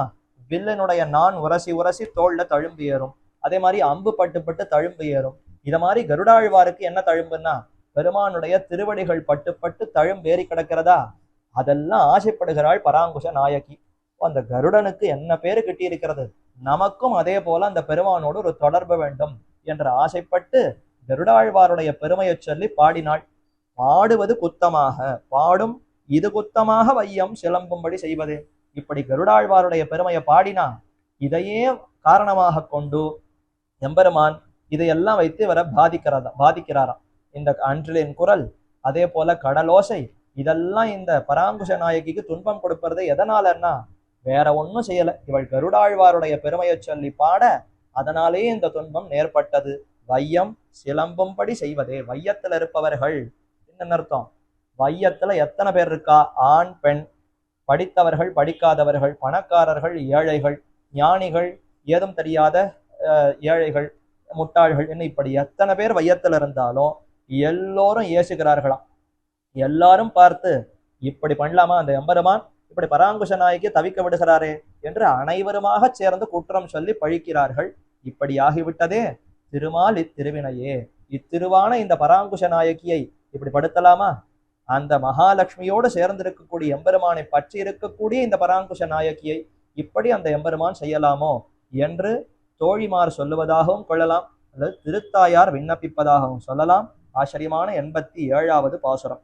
இதனுடைய விளக்கமாய் திருவாய்மொழியிலே 9ஆம் பத்து 2வது பதிகம், பண்டை நாளாலே நின் திருவருளும் பங்கயத்தாள் திருவருளும் கொண்டு நின் கோயில் சீத்து பல்படிகால் குடிகுடி வழிவந்தாட்செய்கின்னோம் தொண்டரோர் கருளி சோதிவாய் திறந்து உன் தாமரை கண்களால் நோக்காய் தெந்திரை பொருணல் தன்பனை சூழ்ந்த திருப்புளிங்குடி கிடந்தானே என்ன. திருப்புளிங்குடிங்கிற ஆச்சரியமான திவ்ய தேசத்துக்குன்னு 10 பாசுரங்களை நம்மாழ்வார் சமர்ப்பித்தார். அதுல பிரார்த்திக்கிறார், உன்னுடைய திருவருளும் பங்கயத்தாள் பெரிய பிராட்டியுடைய திருவருளையும் எப்பொழுதோ பெற்றோம். அந்த மகாலட்சுமியோடு சேர்ந்திருக்கக்கூடிய உம்முடைய திருவருளை பெற்றோம். ஆனால் போருமா? அந்த திருவருளாலே நமக்கு எல்லா விதமான கைங்கரியங்களையும் உம்மிடத்துல செய்வதற்கு உண்டான பேரும் கிட்ட வேண்டும். தேவரீர் வந்து அடியனிடத்துல உம்முடைய அனுபவத்தை கொடுத்து கைங்கரியத்தை பெற வேண்டும் என்றெல்லாம் பிரார்த்திக்கிறார். ஆக அப்படி பிரார்த்தித்தது அதுல சொல்லும் பொழுது கருடாரூடனாக அந்த எம்பெருமான் வருவதையும் அதுல பாடினார். காசின பறவையூர்ந்து பொன்மிசையின் கார்முகில் போல், பொன்மலையின் மீமிசை கார்முகில் போல் என்று அந்த கருடனுக்கு பேர்ல எம்பெருமான் வருவதற்கே என்ன ஆச்சரியம், என்ன ஆச்சரியம். அதை சேவிக்கணும், அந்த கருடாழ்வாருக்குத்தான் எத்தனை பெருமை என்று அந்த திருவாய்மொழியிலையும் ஆழ்வார் விண்ணப்பித்திருக்கிறார். இந்த பாசுரத்திலையும் கருடாழ்வாருடைய பெருமையை பாடியிருக்கிறார். ஆகவே இந்த திருவிருத்த 87வது பாசுரத்தினுடைய விரிவு விளக்கம் 9ஆம் பத்து 2ஆம் திருவாய்மொழி என்று பெரியோர்கள் தெரிவிக்கிறார்கள். மேலே 88வது பாசுரம். திருமால் திருவொக்கும் மேரு அம்மேருவில் செஞ்சுடரோன் திருமால் திருக்கை திருச்சக்கரம் ஒக்கும் அன்ன கண்டும் திருமால் உருவோடு அவன் சின்னமே பிதத்தா நிற்பதோர் திருமால் தலை கொண்ட நங்கட்கு எங்கே வரும் தீவினையே. இப்போ தாமே அந்த தலைமகளா இருக்கக்கூடிய பராங்குஷ நாயகியே சொல்லக்கூடிய பாசுரம், நமக்கு தீவினை வராது. ஊரார்கள்லாம் பழி சொல்லுவதனால் நமக்கு என்ன கவலை? நமக்கு ஏதோ பாபம் வந்துடும், நமக்கு குற்றம் வந்துடும்னு பயப்படணுமா? பக்தர்களாக இருக்கக்கூடிய நமக்கு குற்றமே வராது. சாமானியப்பட்ட பக்தர்களுக்கே வராதுன்னா திருமால் தலை கொண்ட நங்கட்கு எங்கே வரும் தீவினையே. திருமால் என்ன இந்த இடத்துல சொல்லப்படுவது பெருமானிடத்துல இருக்கக்கூடிய பக்தி காதல். மால்னு சொன்னா அன்பு, மையல், பிச்சு. பெருமானிடத்துல உறுதியான அன்பு காதல். யார் என்ன வந்து சொன்னாலும் நிச்சயம் அந்த எம்பெருமானிடத்திலிருந்து நகரமாட்டேன், அவரிடத்துல தான் என் மனசு ஈடுபடும் என்று உறுதி கொண்டிருப்பதுதான் மால். திருமால்னா இன்னும் விசேஷமான மால், உயர்ந்த மால். விராட்டியோடு சேர்ந்திருக்கக்கூடிய எம்பெருமான ஒரு காலம் பற்றி அவரையே தான் பற்றி நிற்பேனே தவிர அவர் இல்லைன்னு சொன்னால் கூட அங்கிருந்து நகரமாட்டேன். அவரிடத்துல குணங்களே இல்லை, அவர் படுத்துகிறார், ரொம்ப கொடியவராக இருக்கிறார்னு சொன்னாலும் திருமாலை தவிர வேற எங்கும் போக மாட்டேன். வேம்பின் புழு வேம்பண்ணி உண்ணாதுன்னு ஆழ்வார், திருமங்கை ஆழ்வார் தெரிவித்தார். ஒரு வேப்ப மரத்துல இருக்கக்கூடிய புழு, அந்த புழு ஏன் நீ வேப்ப மரத்தையே சாப்பிட்டு எப்போதும் கசப்பா இருக்கக்கூடிய அதை சாப்பிட்டு வாழணும், நான் உன்னை கொண்டு போய் கரும்புல விடுகிறேன் என்று அந்த புழுவை கொண்டு போய் கரும்பில விட்டால் அது நல்லா இனிக்கிறதேன்னு கரும்பை சாப்பிட்டு வாழுமான்னா பிராணனையே விட்டுடும். நான் இருக்கக்கூடியது வேப்ப மரம், வேப்பமரத்தை தான் நான் சாப்பிடுவேனே தவிர என்னதான் இனிப்பாக கரும்பு இருந்தாலும் நமக்கு அது பொருந்தாதுன்னு அந்த பிராணனையே விட்டுடும் அந்த புழு. அத மாதிரி எம்பெருமான் ஒரு வேளை நிச்சயம் அவர் நமக்கு தண்டனையை கொடுக்க மாட்டார், கொடுமைக்காரர் அல்ல, எல்லா கல்யாண குணங்களும் கொண்டிருப்பவர் தான். ஆனால் ஒரு பேச்சுக்கு அவர் கொடியவராக இருப்பினும் அவரை விட்டு நகரமாட்டேன். அப்படி ஒரு பிச்சு வந்துடுத்தான், அப்படி ஒரு பைத்தியம் உறுதி. பேயனே எனக்கு யாவரும் யானுமோர் பேயனே எவருக்கும் இது பேசியன். இன்னும் குலசேகர ஆழ்வார் தெரிவிக்கிறார், ஒரு பேய்த்தனத்தோடு இருக்கிறேன்னா நானும் ஒரு பேய் தான், நீங்களும் ஒரு பேய் தான்னு சொல்ற. உலகத்தவர்களை பார்த்தா எனக்கு பேயாட்டம் இருக்கு, என்ன பார்த்தா அவர்களுக்கு பேய் மாதிரி இருக்கு. ஏன்னா உலகத்தவர்கள் என்ன நடந்தாலும் சரி பெருமான் பக்கத்துக்கு வரமாட்டோம், உலக விஷயங்களைத்தான் அனுபவிப்போம், அவர்கள் பேய் மாதிரி சுத்தரா. ஆனா நான் எப்படி இருக்கேன், என்ன நடந்தாலும் சரி பெருமானை விட்டு மற்றொரு விஷயத்துக்கு வரமாட்டேன், நான் உறுதியா இருக்கேன். இப்படிப்பட்ட உறுதியைத்தான் இவ்விடத்துல திருமால்னு சொல்லப்படுகிறது. பெருமானிடத்துல மிகுந்த அன்பு காதல், அதைத்தான் திருமால்னு சொல்லி திருமால் தலை கொண்ட நங்கட்கு. அப்படிப்பட்ட அன்பு காதல் கொண்டிருக்கக்கூடிய நமக்கு தீவினை வருமா? இனி பாபங்கள்ங்கிறது நம்மை அண்டுமோ? அண்டவே அண்டாது. எந்த பாப்பங்களும் நமக்கு எந்த ஒரு கஷ்டத்தையும் கொடுக்காது, பாப்பமே வராது என்ன தெரிவிக்கிறார். முதல்ல பாபம்ங்கிறது இவ்விடத்துல எதை சொல்லுகிறார்னா, ஓ சம்சாரத்துல சிக்கி தவித்து கொண்டு மாறி மாறி பல பிறப்புகளை எடுக்கிறது காரணமா இருக்கக்கூடிய அந்த தீவினை பாப்பத்தை சொல்றாரான்னா அதெல்லாம் சொல்லல. அதெல்லாம் எப்பொழுதே போயித்து. மயர்வர மதிநலம் அருளப்பெற்ற அந்த க்ஷணத்திலேயே அஜ்ஞானத்தை முழுமையாக போக்கினானா அப்பொழுதே அத்தனை பாபங்களையும் போக்கடித்தான். சர்வ பாபேபியோ மோக்ஷயிஷ்யாமின்னு கண்ணன் சரமஸ்லோகத்துல தெரிவித்தாரு. அப்ப அந்த பாபங்கள் எல்லாம் போய்விட்டது. இப்ப பக்தனான பிற்பாடு இப்ப ஒரு பாபம் வருகிறது. பாபம் வருமானு கேட்கிறாருன்னு, இது என்ன பாபம்? பெருமானை அனுபவித்தற்கு தடையாக இருக்கக்கூடிய பாபம். பெருமானுடைய அனுபவம், அந்த எம்பெருமான அனுபவிக்கணும்னு ஆசைப்படுகிறோம். அது அந்த ஆசை நிறைவேறாமல் அவரை விட்டு பிரிந்திருப்பது, அது என்ன காரணம்னு புரியலையே. அதற்கு ஏதோ பாப்பங்கள் இருக்கிறது போல இருக்கிறதே, அதைத்தான் தீவினைன்னு சொல்றார். இப்ப பகவத் அனுபவம் கிடைக்கல, அந்த அனுபவம் கிடைக்காததை இந்த இடத்துல தீவினைன்னு சொல்றாரே தவிர ரொம்ப கொடுமையான பாப்பங்கள் நம்மை அண்டாதுன்னு சொல்லுகிறாரான்னா அதெல்லாம் நிச்சயமா அண்டாது. எம்பெருமானை எப்பொழுது பற்றி விட்டோமே அப்பொழுதே அண்டாது. ஆனா பகவத் அனுபவம், பெருமானை விட்டு பிரிந்திருத்தல்ங்கிறது ஒரு பெரிய துக்கமா, அதைத்தான் இந்த இடத்துல தீவினை கஷ்டம்னு சொல்லுகிறார். ஏன் எம்பெருமான் எப்படிப்பட்டவர்? அவருடைய திருமேனிக்கு சதிருஷமாக பல பதார்த்தங்கள் உண்டு.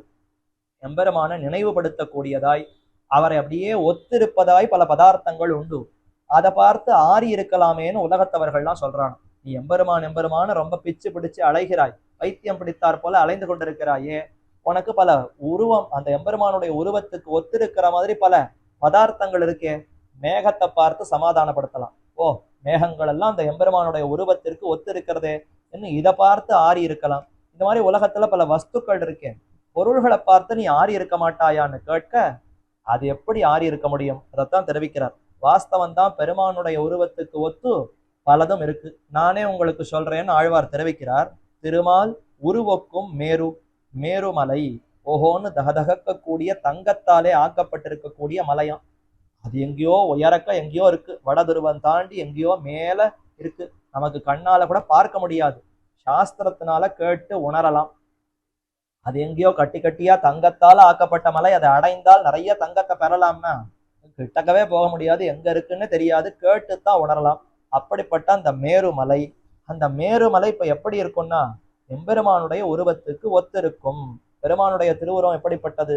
பொன்னானாய் பொழிலேழும் காவல் பூண்ட புகழானாய், சுட்டு உரைத்த நன்பொன் உன் திருமேனி ஒளி ஒவ்வாதுன்னு ஆழ்வாருடைய பாசுரம். பெருமான் தங்க வர்ணத்தோடு ஜுவலிக்கிறாராம். ஆதித்யனுக்கு நடுவிலே ஹிரண்யஸ்மஸ்ருஹு ஆப்ரணகாத் சர்வயேவ சுவர்ணஹா என்று உபனிஷத்தே தெரிவித்தது. சூரிய மண்டல மத்தியவர்த்தியாக எம்பெருமான் தகதகக்கூடிய தங்க நிற வர்ணத்துல ஜுவலிக்கிறார். இல்லையே, பெருமான் கரியவன், நல்ல கார்மேனி வண்ணம் கொண்டிருப்பவன், நல்ல மேகசியாமம் பீத கௌசேய வாசம், மேகவண்ணனாக கருமை நிற வண்ணனாகத்தான் இருப்பார். அப்படி இருக்கிறச்ச ஆழ்வார் இப்ப தங்க வர்ணத்துல ஜுவலிக்கிறார்னு அவருடைய திருமேனி இப்படி இருக்கும்னு சொல்லுகிறாரேன்னா, பெருமானுக்கு பல யுகங்கள்ல பல வர்ணங்கள் உண்டு. நிறம் வெளிது செய்து பசிது கரிதென்னு என்ன, கிருத்த யுகத்துல வெண்மை நிறம் வண்ணம் கொண்டவனாக இருப்பான். அடுத்து துவாபர யுகம் திரேதா யுகத்திலே பச்சை நிற வர்ணம் கொண்டவராக இருப்பார். அடுத்து துவாபர யுகம், திரேதா யுகத்துக்கு அடுத்து துவாபர யுகத்திலே செய்ய வண்ணம் சிகப்பு வர்ணத்தை கொண்டிருப்பவராக இருப்பார். கலியுகத்திலே கருமை நிற வண்ணம் கொண்டவராக இருப்பார். இப்படி 4 யுகங்கள்ல 4 வர்ணங்கள். அது மட்டும் இல்லாது பல வண்ணங்கள் எம்பெருமானுடைய திருமேனியில உண்டு. ஒரு சமயம் அவர் தங்க நிற வர்ணத்தோடு ஜுவலிக்கலாம், அல்லது ஹிரண்யவர்ணாம் ஹரிணீம் சுவர்ண தஸ்ரஜாம் என்று பிராட்டி மகாலட்சுமி தாயார் பெருமானுடைய வக்ஷஸ்தலத்துல வீத்திருக்கிறாள். அவள் தங்க வர்ணம் கொண்டிருப்பவள், தங்க நிறத்துல ஜொலிக்கக்கூடியவள். அவளுடைய அந்த திருமேனி காந்தி ஒளி வீசி வீசி பெருமானுடைய கருமை நிற வண்ணம் கூட இப்ப தங்க வர்ணத்தை போல ஜொலிக்கிறதாம். திருக்கண்டேன் பொன்மேனி கண்டேன் திகழுமருக்கன் அணிநிறமும் கண்டேன். பேயாழ்வார் பெருமான் அனுபவிக்கிறார். திருவ பார்த்தேன், மகாலட்சுமி பார்த்தேன், பொன்மேனி கண்டேன். அந்த பிராட்டினுடைய ஒளி வீசி வீசி பெருமானுடைய மேனியே அப்படியே தங்கத்தை போல ஜலிக்கிறதுன்னு அங்கேயும் தெரிவிக்கிறார். அப்ப அதே போலத்தான் இங்கேயும் திருமால் உருவக்கும் மேரு, அந்த பெருமானுடைய உருவத்துக்கு ஒத்திருக்கிறது மேரு பர்வதம். சரி, மேருவை பார்த்து ஆறி இருக்கலாமான்னா முடியாது. மேருதான் இருக்கே, அதை பார்த்து பெருமான் நினைத்து கொண்டு சற்று பொறுத்துக்கலாமே, சற்று ஆறி இருக்கலாமேன்னா முடியாதுங்கிறார். அம்மேருவில் செஞ்சுடரோன் திருமால் திருக்கை திருச்சக்கர மொக்கும். அது மட்டுமா, அந்த மேரு பர்வதத்துக்கு மேல சூரியன் வந்து அமரும். சூரியன் அப்படி சஞ்சரிப்பார். சஞ்சரிக்கிற சமயத்துல ஒரு சமயம் மேருவுக்கு மேல இருப்பாரா, பார்த்தா எப்படி இருக்கும்னா பெருமாள் திருமால் திருக்கை திருச்சக்கரம் ஒக்கும். கைகள்ல எம்பெருமான் திவ்யமான சுதர்சன சக்கரத்தாழ்வார பத்தி இருக்கிறார். இப்போ இந்த மேருவுக்கு மேல சூரியன் இருக்கிறத பார்த்தா எப்படி இருக்குன்னா பெருமாள் கைகள்ல சுதர்சன ஆழ்வார பிடித்து கொண்டிருக்கிறா போலே அவ்வளவு தேஜஸ் ஒளி வெள்ளமாக இருக்கிறதே. என்ன அதை பார்த்து நினைக்கலாம்படி இருக்கிறதா. அம்மேருவில் செஞ்சுடரோன், மேருவுக்கு மேல இருக்கக்கூடிய செஞ்சுடரோன் கதிரவன் சூரியன். திருமால் திருக்கை திருச்சக்கரம் ஒக்கும், பெருமானுடைய திருக்கைகள்ல பிடித்திருக்கக்கூடிய திருச்சக்கரம் மேலான சிறந்த அந்த சுதர்சன சக்கரத்தாழ்வார போல ஒத்து இருக்கிறதே என்று பார்த்தார். பார்த்தவர் ஆறி இருக்கலாமேன்னா அது முடியாது. அன்ன கண்டும் அதை பார்த்தும் திருமால் உருவோடு அவன் சின்னமே பிதத்தா நிற்பதோர் திருமால் தலை கண்ட நங்கட்கு. இதை பார்த்தும் திருப்தி வரலையாம். சாமான்யமா நமக்கு எப்படிப்பட்டதுன்னா ஏதோ அந்த உயர்ந்தது நமக்கு கிடைக்கணும்னு ரொம்ப துடிப்போம். கிடைக்கலையா ஏதோ சாமானியப்பட்டது கிடைச்சா கூட திருப்தி வந்துடும், போரும்னு அதை நினைத்து கொண்டு ஓரளவுக்கு சமாதானப்படுத்தி கொண்டு விடுவோம். திருமலைக்கு போகணும், வரிசையில நிக்கணும், 2 நாளோ 3 நாளோ காத்திருந்து பெருமானை சேவிக்க வேண்டும். அதெல்லாம் யார் அவ்வளவு நேரம் சிரமப்பட முடியும்? வேண்டாம், வீட்டிலேயே இருப்போம். தொலைக்காட்சியை அதை வச்சு அதுல அந்த தொலைக்காட்சியை வச்சுட்டா திருமலையில என்ன உற்சவங்கள் நடக்கிறதோ இங்கிருந்தே பார்க்கலாம். கிட்டக்க போனா கூட பார்க்க முடியாதோ, இங்கிருந்து பெருமானுடைய திருமேனி முழுக்க நன்றாக பார்க்க முடிகிறதுன்னு இந்த தொலைத்தொடர்பு சாதனத்தை வைத்துக்கொண்டு நமக்கு காட்டினால் போரும்னு சொல்லிடுவோம். ரொம்ப திருப்தியா இருக்கேன், நன்னா இருக்கேன், சுகமா இருக்கேன், குளிர் சாதன வசதியோடு இங்கிருந்தே பார்க்கலாம் போல இருக்கிறதே என்ன திருப்தி வந்துடுமா? இதை போல ஆழ்வாருக்கு நீர் ஏன் சுவாமி பதறுகிறீர், கிட்டக்க போய் அனுபவிக்க வேண்டும்னு பார்க்க வேண்டாம், இதோ இதன் மூலமாக பார்த்து அனுபவியும்னு சொன்னால் இதை பார்த்தாலும் அங்கத்தான் போவேன்னு துடிப்பு வருமா? இதை பார்த்த உடனே துடிப்பு அடங்குமான்னு கேட்டா 1க்கு 10 மடங்கு துடிப்பு அதிகமாகி எப்பொழுது கிட்ட போவேன் இன்னும் துன்பம் அதிகமாகிவிடும். கிடைக்கவில்லையேங்கிற துன்பம் ஒரு பக்கம் அதிகமாகும், ஆர்த்தி துடிப்பு அது ஒரு பக்கம் அதிகமாகும். அப்ப திருப்தி பிறவாது, நம்படி திருப்தி ஏற்பட்டுடும். அந்த உயர்ந்தது கிடைக்கல, ஏதோ சாமானியப்பட்டது கிடைச்சாலும் ஓஹோ சரி இதுவே நமக்கு பொருத்தம்னு ஏற்றுக்கொண்டு விடுவோம். ஆனா ஆழ்வார் முதலானவர்கள் அப்படி ஏற்றுக்கொள்ள மாட்டா. அன்ன கண்டும் திருமால் உருவோடு அவன் சின்னமே பிதத்தா நிற்பதோர். இதைத்தான் திருவாய்மொழியில ஒரு பாசுரத்துல சொல்லும் பொழுது, நீராய் நிலனாய் ஈயாய் காலாய் நெடுவானாய் சீரார் சுடர்கள் 2ஆய் சிவனாய் அயனானாய் ஊராராழி வெண்சங்கேந்தி கொடியேன் பால் வாராய் ஒரு நாள் மண்ணும் விண்ணும் மகிழவே என்ன அங்கேயும் பாசுரம். பெருமானை பார்த்து நீதான் நீராக இருக்கிறாய், பஞ்சபூதங்களும் நீதான்ப்பா, நீதான் ஆகாசமா இருக்க, நீதான் காத்தா இருக்க, நீதான் நெருப்பா இருக்க, நீதான் ஜலமா இருக்க, நீதான் பிருத்திவியா இருக்கன்னு பெருமானை பார்த்து சொன்னாராம். பெருமான் சந்தோஷப்பட்டார். என்னமா தெரிவிக்கிறீர் ஆழ்வார், ரொம்ப சந்தோஷம். நீர் அந்த நெருப்பையே பார்த்து சந்தோஷப்படுமே, அந்த ஆகாசத்தையே பார்த்து சந்தோஷப்படலாமே, நம்முடைய அந்த போலி போல அதையெல்லாம் நினைத்து கொண்டு நீர் சந்தோஷப்படலாமேன்னா அது எப்படி முடியும்? இதெல்லாம் நீ இருக்கிறாயின்னு வாஸ்தவம் தான். ஆனா உன்னுடைய அப்ராகிருதமான கோல நீள் கொடிமோக்கும் தாமரை கண்ணும் கனிவாயும் நீண்ட தோளும் அதை சேவித்தாதான் திருப்தி ஏற்படுமே தவிர பூராழி வெண்சங்கேந்தி கொடியேன் பால் வர வேண்டும், அதை பார்த்துக்கோ இதை பார்த்துக்கோன்னு சொன்னாலாம் ஆறி இருக்க முடியாது. உம்முடைய திருமேனியை தனியாக கொண்டு வந்து காட்டினால்தான் ஆறி இருப்போம்னு சொன்னாரா?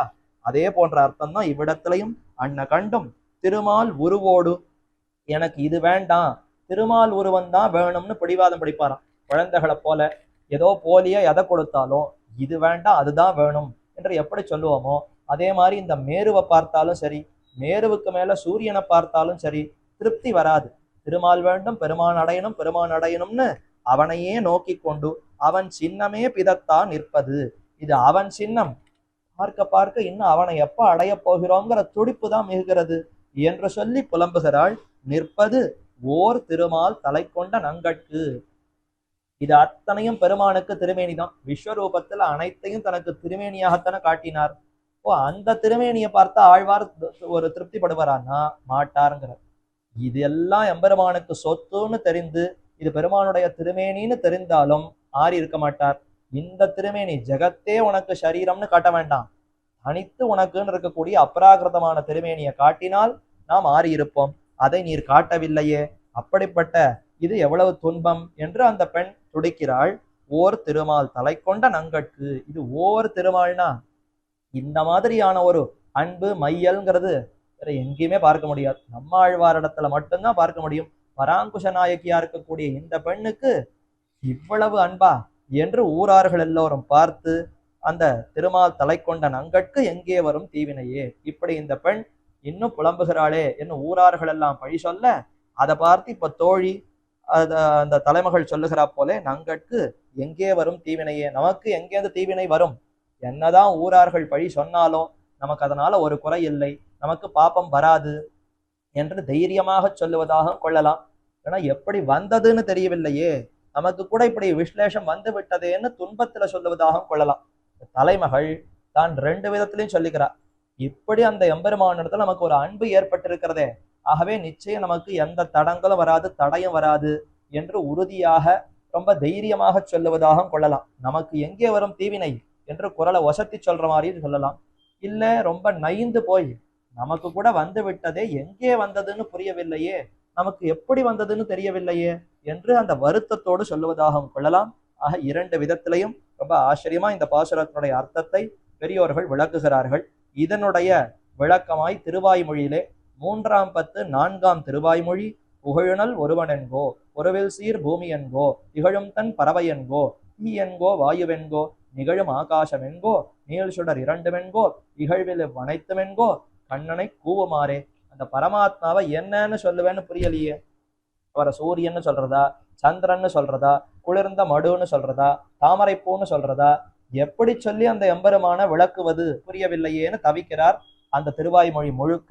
அப்ப இந்த பாசுரத்துல அந்த பெருமானுடைய திருமேனிக்கு ஒத்து மேரு இருக்கு, அவருடைய கையில இருக்கக்கூடிய திருச்சக்கரத்துக்கு ஒத்து அந்த சூரியன் இருக்குன்னு ரெண்டுத்துக்கும் ஒப்புமை இருக்குன்னு சொன்னாரா, இதே போன்ற அந்த ஒப்புமையத்தான் அங்க 10 பாசுரங்கள்ல விளக்கினார். ஆகவே இதனுடைய விளக்கமா இருப்பது 3ஆம் 10 4ஆம் திருவாய்மொழின்னு பெரியோர்கள் காட்டுகிறார்கள். மேலே 89வது பாசுரம், தீவினைக்கு அருநஞ்சை நல்வினைக்கு இன் அமுதத்தினை பூவினை மேவிய தேவி மணாளனை உண்மை எழுகாது ஆவினை மேய்க்கும் வல் ஆயனை அன்னு உலகு ஈரடியால் தாவினவேத்தை எம்மானை எஞ்ஞான்னு தலைப்பைவனே. மீண்டும் தலைமகள் சொல்லக்கூடிய பாசுரம், எப்பொழுது நான் அந்த எம்பெருமானை அடைய போகிறேன்னு தெரியலையே, இப்படி அந்த எம்பெருமானிடத்துல நமக்கு பிச்சு மையல் ஏறி இருக்கிறது, ஆனாலும் இன்னும் அந்த எம்பெருமானை எப்பொழுது அடைய போகிறேன்னு தெரியவில்லை என்று மறுபடியும் தெரிவிக்கக்கூடிய பாசுரம். தீவினைக்கு அரு நஞ்சை, பெருமான் எப்படி இருக்கிறார், பாப்பங்களெல்லாம் ஒட்டாதபடியாக அரு நஞ்சு கிடைப்பதற்கு அரிதான ஒரு விஷம், அப்படிப்பட்ட ஒரு விஷமாக பெருமான் இருக்கிறார். பெருமான விஷம்னு சொல்லலாமான்னா, அந்த விஷம் எதற்கு விஷமா இருக்காருன்னா தீவினைக்கு விஷமா இருக்கார். நமக்கு அன்பர்களுக்கு பக்தர்களுக்கு விஷம் இல்லை, அந்த பாபங்கள் கொடிய வினைகளை எல்லாம் போக்கக்கூடிய ரொம்ப வலிதான விஷமாக இருக்கிறார், அரிதான நஞ்சாக இருக்கிறார். தீவினைக்கு அரு நஞ்சை நல்வினைக்கு இன்னமுதத்தினை, நம்முடைய பாபங்களை எல்லாம் பெருமான் போக்குகிறார். அப்ப தீவினைகளுக்கெல்லாம் அரு நஞ்சு, நல்வினைக்கு இன்னமுதத்தினை, நல்ல வினை அப்படின்னு என்ன அர்த்தம், புண்ணியமா, என்ன பாபத்துக்கு நஞ்சா இருக்காருன்னா புண்ணியத்துக்கு ரொம்ப இனிப்பாக இனிமையாக இருப்பார் என்னதானே அர்த்தம் வரும். ஆனா நல்வினைன்னு சொன்னால் புண்ணியம்னு அர்த்தம் இல்லை. ஏன்னா புண்ணியத்தினால பெருமானுடைய அனுபவம் கிட்டுமான்னு கேட்டால் கிட்டாது. புண்ணியத்தினால ஸ்வர்கலோகத்துக்கு போகலாம், சுகத்தை அனுபவிக்கலாமே தவிர எம்பெருமானுடைய அனுபவம்ங்கிறது அவரை பற்றினால்தான் கிடைக்கும். அப்ப நல்வினைன்னு சொல்லப்படுவது எதுன்னா மேலான தபஸ்ன்னு அர்த்தம். தஸ்மான் ஞாசமேஷாம் தபசாம் அதிரிக்தமாகு என்ன வேதாந்தத்துல சொல்லப்பட்டபடி நிறைய தபசுக்கள் வித்தைகள் உள்ளன. அதுல மேலான சிறந்த தபசு வித்தை எதுன்னா ஞாசம் சரணாகதி, பெருமானுடைய திருவடிகளையே பற்றி இருத்தல், அதுதான் மேலான வினை, அதுதான் மேலான செயல். அப்படி பெருமானுடைய திருவடிகளை பற்றி இருக்கக்கூடிய அந்த நல்வினைக்கு, அந்த சரணாகதிக்கு பெருமான் இன்னமுதமாக திகழ்கிறாராம். ஆறாவமுதே அடியேனுடலம் நின்பால் அன்பாயே என்று பகவான் எவ்வளவு இனிக்கிறார், அள்ள அல்ல குறையாத அந்த இனிப்பு அமுதமாக பெருமான் திகழ்கிறார். அப்ப சரணாகதி பண்ணியிருக்கக்கூடிய அடியவர்களுக்கு போக்கியமாக விளங்குகிறார். அவர்களுடைய பாபத்தை எல்லாம் கிட்ட நெருங்காதபடி அரு நஞ்சாக திகழ்கிறார். ஒரு விஷயமே இனிப்பாகவும் போக்கியமாகவும் இருக்கு, அவரே விஷமாகவும் இருக்கிறார்னு இது உலகத்துல பார்க்க முடியுமா? சக்கரை பொங்கல் இருக்கு, நல்லா சாப்பிட்டு அனுபவிக்கலாம், தித்திப்பா இருக்கும், போக்கியமா இருக்கும். ஆனா அது மருந்தாக இருந்து எனக்கு வியாதியை போக்குமானா போக்காது. சரி, மருந்தா இருக்கிறதே என்று அந்த மருந்து வியாதியை போக்கும், கசப்பா இருக்கும். அதை இனிப்பாக உண்டு மகிழ முடியுமான்னு கேட்டால் ஓரளவுக்கு மருந்தாக உட்கொள்ளலாமே தவிர விருந்தாக அதை ஏற்றுக்கொள்ள முடியாது. அப்ப உலகத்துல மருந்தாக இருப்பதெல்லாம் விருந்தாக இருக்காது, விருந்தாக இருப்பதெல்லாம் மருந்தாக இருப்பாது. நஞ்சாக இருப்பது இனிப்பாக இருக்காது, அமுதமாக இருப்பாது. அமுதமாக இருப்பதெல்லாம் நஞ்சாக இருக்காது. ஆனால் பெருமான் விஷயத்துல அவர் அமுதமாகவும் திகழ்கிறார், அதே சமயத்துல தீவினைகள் பாபங்களுக்கு அரு நஞ்சாகவும் திகழ்கிறார். என்னே ஆச்சரியம்! தீவினைக்கு அருநஞ்சை, நல்வினைக்கு இன்னமுதத்தினை. இப்படிப்பட்ட அந்த எம்பெருமானை பூவினை மேவிய தேவி மணாளனை, தேவி மகாலட்சுமி தாயார் அலர்மகள், மலர்மகள் என்னெல்லாம் பிராட்டிக்கு திருநாமமா. பூவினை மேவிய தேவி, திருமாமகள், வேரி மாறாத பூமேல் இருப்பாள்னு பாசலமா. அப்ப அழகான புஷ்பத்திற்கு மேலே புஷ்பத்தினுடைய வாசனை, தாமரை புஷ்பத்தினுடைய நறுமணமே ஒரு வடிவு கொண்டார் போலே மகாலட்சுமி வீத்திருக்கிறாள். பூவினை மேவிய தேவி மணாளனை, அந்த பிராட்டிக்கு வல்லவன். காந்தஸ்தே புருஷோத்தமஹா என்ற இந்த பிராட்டிக்கு வல்லவன் பெருமான். பெருமானுக்கு வல்லபையாக இருக்கக்கூடியவள் இவள். அப்ப தேவி மணாளனை, அப்படிப்பட்ட ஸ்ரீயப்பதியா இருக்கக்கூடிய எம்பெருமானை, ஸ்ரீயப்பதியாக இருப்பதனால தான் பெருமான் இப்படி திகழ்கிறாராம். யார் ஒருத்தர் மகாலட்சுமிக்கு கேழ்வனோ அவர்தான் தீவினைக்கு அருணஞ்சாக இருக்க முடியும், நல்வினைக்கு இன்னமுதமாக இருக்க முடியும். ஏன்னா அடியவர்களை ரட்சிக்க வேண்டும்னு பிராட்டி தான் சொல்லுவலாம். நீ மத்தையோர்களுக்கு தான் தண்டனை கொடுக்கணும், ஆனா உன்னை நோக்கி சரணம்னு வந்திருப்பவர்களை நீ சாஸ்திரத்தை பார்த்து தண்டனை கொடுக்குறேன்னு இருக்கக்கூடாது.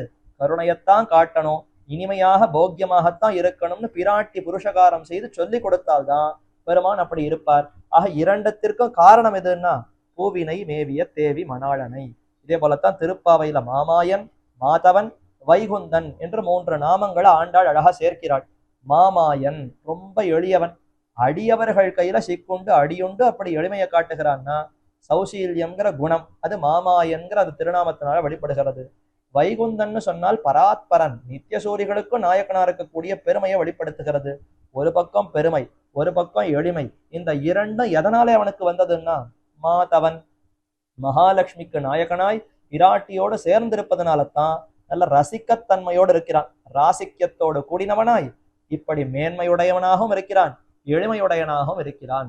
அதே மாதிரி இந்த இடத்துல பார்த்தால் பூவினை மேவிய தேவி மணாளனை, மகாலட்சுமிக்கு கேழ்வனாய் வல்லவனாக இருப்பதனால தான் பாபங்களை எல்லாம் சுட்டரிக்கக்கூடியதா அழிக்கக்கூடியதான நஞ்சு அப்படி இருக்கணும்னு பெருமான் தெரிந்து கொண்டாராம். அடியவர்கள் சரணாகதி பண்ணியிருப்பவர்களுக்கெல்லாம் போக்கியமாய் இனிமையாக அமுதமாக திகழ வேண்டும்னு பெருமாள் அந்த மகாலட்சுமி இடத்துல தான் தெரிந்து அப்படி திகழ்கிறான். ஆக பூவினை மேவிய தேவி மணாளனை, புண்மை எழுகாது ஆவினை மேய்க்கும் வல் ஆயனை. சரி, இதெல்லாம் ஒரு பக்கம் பெருமானுடைய பெருமை. அவர் ஸ்ரீயப்பதி, அவர்தான் பாபங்களை எல்லாம் ஒழிக்கிறார், அவரே போக்கியமாக திகழ்கிறார். இத்தனை இருந்தும் அவர் தாழ்ந்த காரியங்களை செய்வரோ, சௌசீல்யம் காட்டுவரான்னு கேட்டால் புண்மை எழுகாது ஆவினை மேய்க்கும் வல்லாயனை. தான் ஸ்ரீயப்பதின்னு பெருமையை பார்த்து கொண்டு எங்கேயோ இருக்கலையே, ஆயர்களுக்குள்ள ஒருத்தனாகி வந்து ஆடு மாடுகள் மேய்த்து அதனாலே சந்தோஷப்பட்டிருக்கிறான். புண்மை எழுகாது, ரொம்ப தாழ்ந்த காரியம்னா மாடு கன்றுகளை மேய்ப்பதுங்கிறது எவ்வளவு தாழ்ந்த விஷயம். இதை போய் ஸ்ரீயப்பதியான நான் செய்ய வேண்டுமா என்று கருதவே இல்லையாம். புண்மை எழுகாது, என்னுடைய தாழ்ச்சியை பாராது புண்மை எழுகாது ஆவினை மேய்க்கும் வல்லாயனை. ஆவினை பசுக்களை மேய்க்கும் வல்லாயன், நல்ல சிறந்த ஆயனாக இருந்து பசுமாடு கன்றுகளை எல்லாம் மேய்த்திருக்கிறார். எவ்வளவு ஊற்றம் என்ன அதுல பிடித்தம்னா எப்பொழுதும் பசுமாடு கன்றுகளை மேய்ப்பதுல தான் அவருக்கு திருப்தியாம். பெருமாள் இடத்துல கூட்டுக்கு விசாரித்தால் உனக்கு பரமபதத்துல வைகுந்தநாதனாக இருப்பது பிடித்தமா, ஆடு பசுமாடு கன்றுகளை மேய்ப்பது பிடித்தமான்னு கேட்டா வேண்டாம், வைகுந்தத்தை வேற யாராவது பார்த்துக்கிட்டோம், நான் பசுமாடு கன்றுகளை மேய்த்து கொண்டு இங்கேயே இருக்கிறேன்னு சொல்லுவாராம். அப்படியானா ஆழ்வார் பாசுரத்திலே அப்படிதான் தெரிவிக்கிறார். திவத்திலும் பசு நிறை மேய்ப்பு உவத்தி செங்கனிவாயங்கள் ஆயர் தேவே. திவத்திலும், திவம்னு சொன்னால் பரமாகாசம் ஸ்ரீவைகுண்டம், அந்த ஸ்ரீவைகுண்டத்துல இருப்பதை காட்டிலும் எது உமக்கு பிடித்தம்னா பசுமாடு கன்றுகளை மேய்த்து அதை சந்தோஷப்பட்டால் அந்த சந்தோஷம் வைகுந்தத்தில் இருக்கக்கூடிய அந்த சந்தோஷத்துக்கு கூட ஒப்பிட முடியாது என்று அவ்வளவு சந்தோஷத்தோடு இருக்கிறானா. இன்னொரு அர்த்தம், திவத்திலும் வைகுந்தத்திலையும் அப்படியே பெருமான் ஏஹே ஓஹோ என்று அந்த பசுமாடு கன்றுகளை மேய்க்கிற மாதிரி சத்தம் எழுப்புவாராம். அப்படியே இருப்பார். திடீர்னு மாடு கன்றுகள் நினைவுக்கு வந்துடுத்துன்னா முன்னாடி பசுமாடு இருக்கிற மாதிரி நினைத்து கொண்டு அதை மேய்க்கிற மாதிரி சத்தம் எழுப்புவாராம். சுத்தி இருக்கிறவெல்லாம் என்னது இது, இன்னும் இடையர்கள் ஆயர்கள் பண்ற மாதிரி சத்தம் எழுப்புகிறாரேன்னா சட்டுன்னு தன்னை அப்படியே மாத்திண்டுடுவார். ஆக இப்படி வைகுந்தத்துல இருக்கிற சமயத்துல கூட மாடு கன்றுகளை மேய்ப்பதில் தான் இவருக்கு பிடித்தம்னு சொன்னால் எவ்வளவு சிறந்த ஆச்சரியமான அந்த குணத்தை வெளிப்படுத்துகிறார். உண்மை எழுகாது, அது தாழ்ந்ததுன்னு பாராமல் எப்போதும் பெருமான் ஆவினை மேய்க்கும் வல்லாயன். வல்லாயன்னா பிறப்பிலேயே இவர் ஆயர் தான் போல இருக்கிறதே. இவர் இயற்கையில பரமாத்மா அல்ல. இயற்கையில் இவருக்கு என்ன தெரியும்னா மாடு கன்றுகளை மேய்ப்பதுதான் தெரியும். மத்ததெல்லாம் இவருக்கு தெரியாது போல இருக்கிறதேங்கிற அளவிற்கு அத்தனை அந்த பாவத்தை எடுத்துக்கொண்டான். தன்மையி பாவம்னு சொல்றோமா, ஆண்டாள் நாச்சியார் இடைச்சியாக தன்னை பாவித்து கொண்டாள். இடை நாற்றம் முடை நாற்றம் எல்லாம் வந்து விட்டதுன்னு சொல்றோமா. இடை பேச்சு, இடை உடை, இடை முடி, இடை நடை எல்லாம் வந்தது. இடை முடை நாற்றமும் வந்ததுன்னு அங்க அனுபவம். தன்னையே ஆய்ச்சியாக கோபிகையாக நினைத்து கொண்டாள். முழுவதுமாக கோபிகையாகவே மாறினாள். அதே மாதிரி இங்க எம்பெருமான் தாயாரோ பரமாத்மா நித்தியசூரிகள் நாயகன்கிறதெல்லாம் மறந்து ஆயர்களுக்குள்ள நானும் ஒருத்தன், ஆயர்குல கொழுந்து என்றே இருந்தான். அதுதான் வல்லாயன் என்று அதிலே தான் மிகவும் ஈடுபட்டு அப்படி மேய்த்திருக்கிறான். அது ஒரு பக்கம் ஒரு குணம். அப்ப தாழ்ந்ததுன்னு பாராமல் அடியவர்களுக்கு தன்னை தாழ விட்டு கொள்ளுகிறான். மாடு கன்றுகளுக்கு கூட பின்னாடி போகிறானே, அப்பேற்பட்ட குணம் அதை வெளிப்படுத்தினார். அன்று உலகு ஈரடியால், அன்னைக்கு உலகத்துக்கெல்லாம் ஆபத்து வந்தது. மகாபலி இதை மொத்தத்தையும் என்னுடைய சொத்து ராஜ்யம்னு பீடிக்க போகிற சமயத்திலே இது இந்திரனுக்குன்னு நான் கொடுத்திருப்பது அதை மகாபலி வலியப்படுங்கினால் அவனிடத்திலிருந்து மீண்டு கொண்டு போய் இந்திரனுக்கு சேர்க்கணும் என்று தான் இறப்பாளனாகி வாமனனாகி போய் யாச்சகம் பெற்றார். பெற்று 2 அடியால் உலகங்களை எல்லாம் தாவி அளந்தாரா, அதைத்தான் தெரிவிக்கிறார். அன்று உலகை ஈரடியால், உலகு ஈரடியால் தாவின ஏத்த எம்மானை, சிறந்த ரிஷபத்தை போல காளையை போல அப்படி தான் நாயகன் என்ற அந்த மேனாணிப்பு பெருமை தோற்ற திருவிக்கிரமனாக ஓங்கி உலகளந்தான். ஒரு திருவடியால பூமி முழுக்க அளந்து கொண்டான், மற்றொரு திருவடியால மேலுலகங்களை எல்லாம் அளந்து கொண்டான். தாவின ஏத்த எம்மானை, இப்படிப்பட்டதினாலே என்னை எழுதி கொண்டவன், பெருமானுக்கு நான் அடிமை என்னை இதனாலே எழுதி வாங்கின்றாராம். இந்த சரித்திரங்களை எல்லாம் காட்டி என்னை தோற்பித்து அடிமையாக்கின அந்த எம்பெருமானை எஞ்ஞான்னு தலைப்பெய்வனே. இத்தனை குணம் அந்த எம்பெருமான இடத்துல இருக்கே, நான் இன்னும் அவரை அடையாமல் இருக்கிறேனே, எப்பொழுது கிட்டுவேன் எப்பொழுது கிட்டுவேன்னு ஏக்கத்தோடு விண்ணப்பிக்கக்கூடிய பாசுரம் ஆச்சரியமான இந்த 89வது பாசுரம். இதனுடைய விளக்கமாய் திருவாய்மொழியிலே 8ஆம் பத்திலே 3ஆம் திருவாய்மொழி, அங்கும் இங்கும் வானவர் தானவர் எங்கும் உன்னை இணையகிலாது அலத்தி என்று ஆச்சரியமான பாசுரம். பெருமானுடைய பெருமைய அந்த உலகத்தவர்களும் தெரிஞ்சுக்கல, இந்த லோகத்துல இருக்கிறவங்களும் தெரிஞ்சுக்கல. பெருமானுடைய அந்த தனி குணம், அவருடைய அந்த பெருமையை பார்த்து, அவருடைய அந்த மென்மையை பார்த்து மங்களாசாசனம் பரிந்து பல்லாண்டு பாட வேண்டும். ஏன் அந்த உலகத்தவர்கள் தெரிந்து கொள்ளலையான்னா தெரிஞ்சுக்கலையே.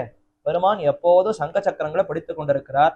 ஆளுமாளார் ஆழியும் சங்கும் சுமப்பார் தாம், வாழும் வெள்ளம் கொண்டு பின் செல்வார் மத்தில்லை.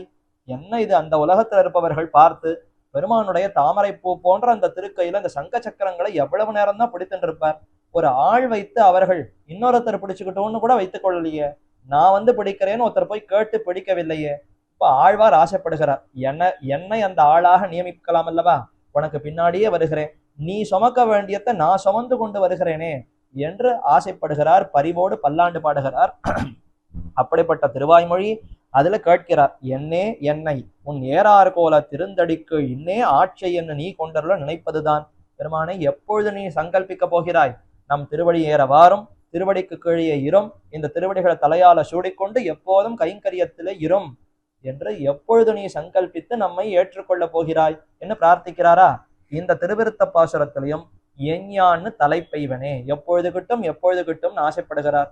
அப்ப இந்த ஒப்புமையினாலே, இந்த ஒத்துமையினாலே இந்த 89வது பாசுரத்தினுடைய விளக்கமாய் விரிவாக திருவாய்மொழியிலே 8ஆம் பத்திலே 3ஆம் திருவாய்மொழி அமைந்திருக்கிறதுன்னு பெரியோர்கள் தெரிவிக்கிறார்கள். இறுதியாக 90வது பாசுரம், தலைப்பெய்து யானுன் திருவடிச்சூடும் தகமையினால் நிலைப்பெய்த ஆக்கைக்கு நோத்தையும் மாயமும், மாயம் செவ்வே நிலைப்பெய்திலாத நிலைமையும் காண்டோர் அசுரர் குழாம் தொலைப்பெய்த நேமியந்தாய் தொல்லை ஊழி சுருங்களதே. ஊழிக்காலம் சுருங்கி விடுகிறதே. பெருமானுடைய குணங்களை அனுபவிக்க அனுபவிக்க காலம் செல்லுவதே தெரியவில்லை. ஒரு ஊழிக்காலம் ஒரு நொடிய போல ஆகிவிட்டதே.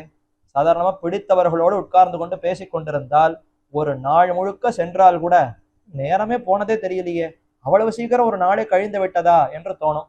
அதே பிடிக்காதவர்களோடு உட்கார்ந்து பேச ஆரம்பித்தால் எப்ப இவன் போவான், 2 நிமிஷம் கூட ஊழிக்காலத்தை போல சுட்டரிக்கிறா போல துன்பத்தை கொடுக்கும். இப்ப பெருமானுடைய குணங்களை அனுபவிக்கக்கூடிய சமயத்திலே ஊழிக்காலம் கூட சுருங்கி விடுகிறா போல இருக்கிறதே. என்று சொல்லுவதாகவும் இதற்கு பாவம்.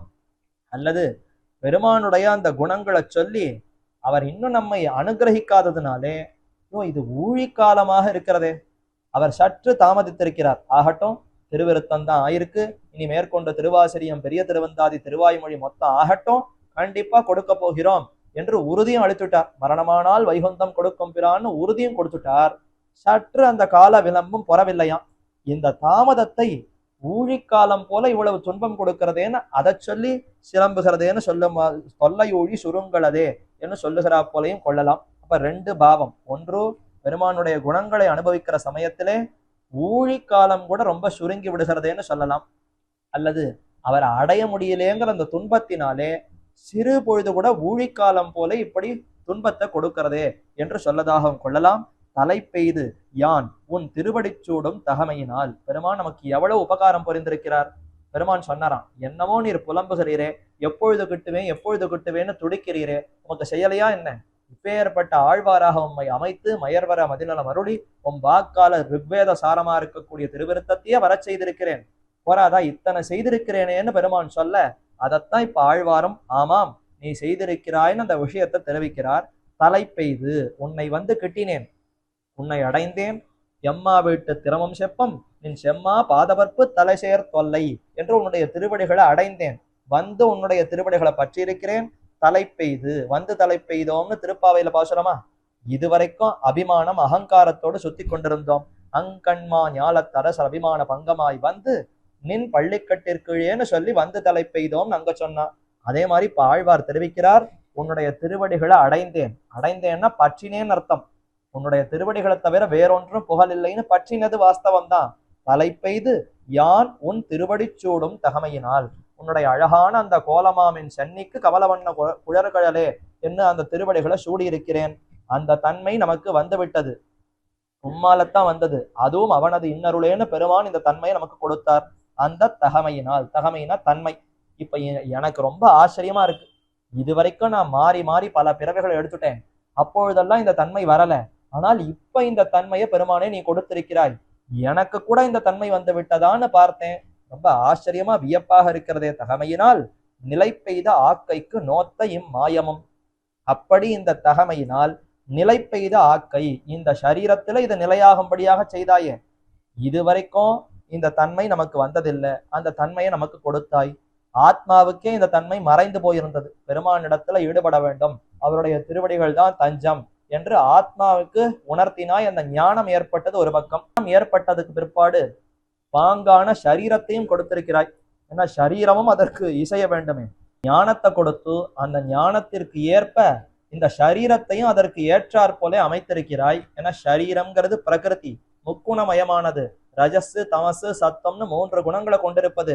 அதனாலே எந்த சமயத்துல எந்த குணம் அதிகமாகுமோ அதற்கேற்றாற் போல இதுவும் பிடிவாதம் பிடிக்கும். ரஜோகுணம் தமோகுணம் அதிகமாச்சுன்னா பெருமான் வேண்டாம் மற்ற விஷயங்கள் வேண்டும்னு உலகத்துல சுத்தி தெரியும். அப்படிப்பட்ட ஒரு தன்மையாக அந்த சரீரத்தை கொடுக்காமல் உன்னுடைய திருவடிகளே தஞ்சம்னு பற்றி இருக்கக்கூடிய ஒரு சரீரத்தை கொடுத்தாய். அப்ப ஞானத்தை கொடுத்தாய். அதைத்தான் தலை பெய்து யானும் திருவடிச்சூடும் தகமையினால் நிலை பெய்த ஆக்கைக்கு நோத்தையும் மாயமும். அப்படிப்பட்ட ஒரு உயர்ந்த திருமேனி எனக்கு கொடுத்திருக்கிறாய். ஆழ்வார்டைய அந்த திருமேனி சுத்த சத்தமயமான அப்ராகிருதமான திருமேனின்னு கொள்ளணும். என்ன இதை அப்படியே வைகுந்தத்துக்கு எடுத்துக்கொண்டு போக வேணும்னு ஆசைப்பட்டாரா? இந்த திருமேனியை வைகுந்தத்துல போய் காட்டணும்.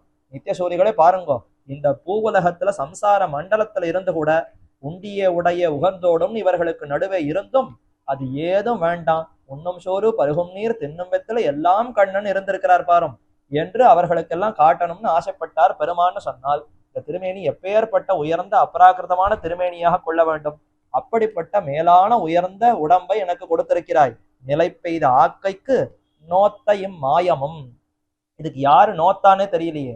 நான் என்னமோ நோற்று இந்த சரீரத்தை பெற்றார் போலே, ஒன்னும் நோன்பே நோற்கல, நோற்ற நோன்பிலேன் நுண்ணறிவிலேன் ஆகிலும் இனி உன்னை விட்டொன்னும் ஆற்றகிற்கின்னிலேன் என்று ஏற்கனவே ஆழ்வார் சொன்னா போலே நமக்கு எந்த நோன்பும் இல்லை. ஆனால் எப்படி வந்ததுன்னு தெரியல. மாயம், ஆச்சரியம். பெருமான் கொடுத்தாரே தவிர நம்மிடத்துல ஏதும் இல்லை. நிர்ஹேதுகமாய் எதையும் எதிர்பாராமல் தானே கொடுத்திருக்கிறார். இதுவே ஒரு பக்கம் மாயம். மாயம் செவ்வே நிலை பெய்திலாத நிலைமையும் காண்தோறு அசுரர் குழாம் தலை பெய்த நேமியந்தாய். இதுல என்ன ஆச்சரியம்னா, இந்த தன்மையை ஆத்மாவுக்கு கொடுத்து நிலையில்லாத சரீரத்துல வைத்திருக்கிறாயே, அது இன்னும் ஆச்சரியமா இருக்கு. சரி, சரீரத்தை நிலையாட இருக்க முடியுமானா மின்னின் நிலையில மண்ணுயிர் ஆக்கைகள் என்ன, இந்த சரீரம் நிலையில்லாதது.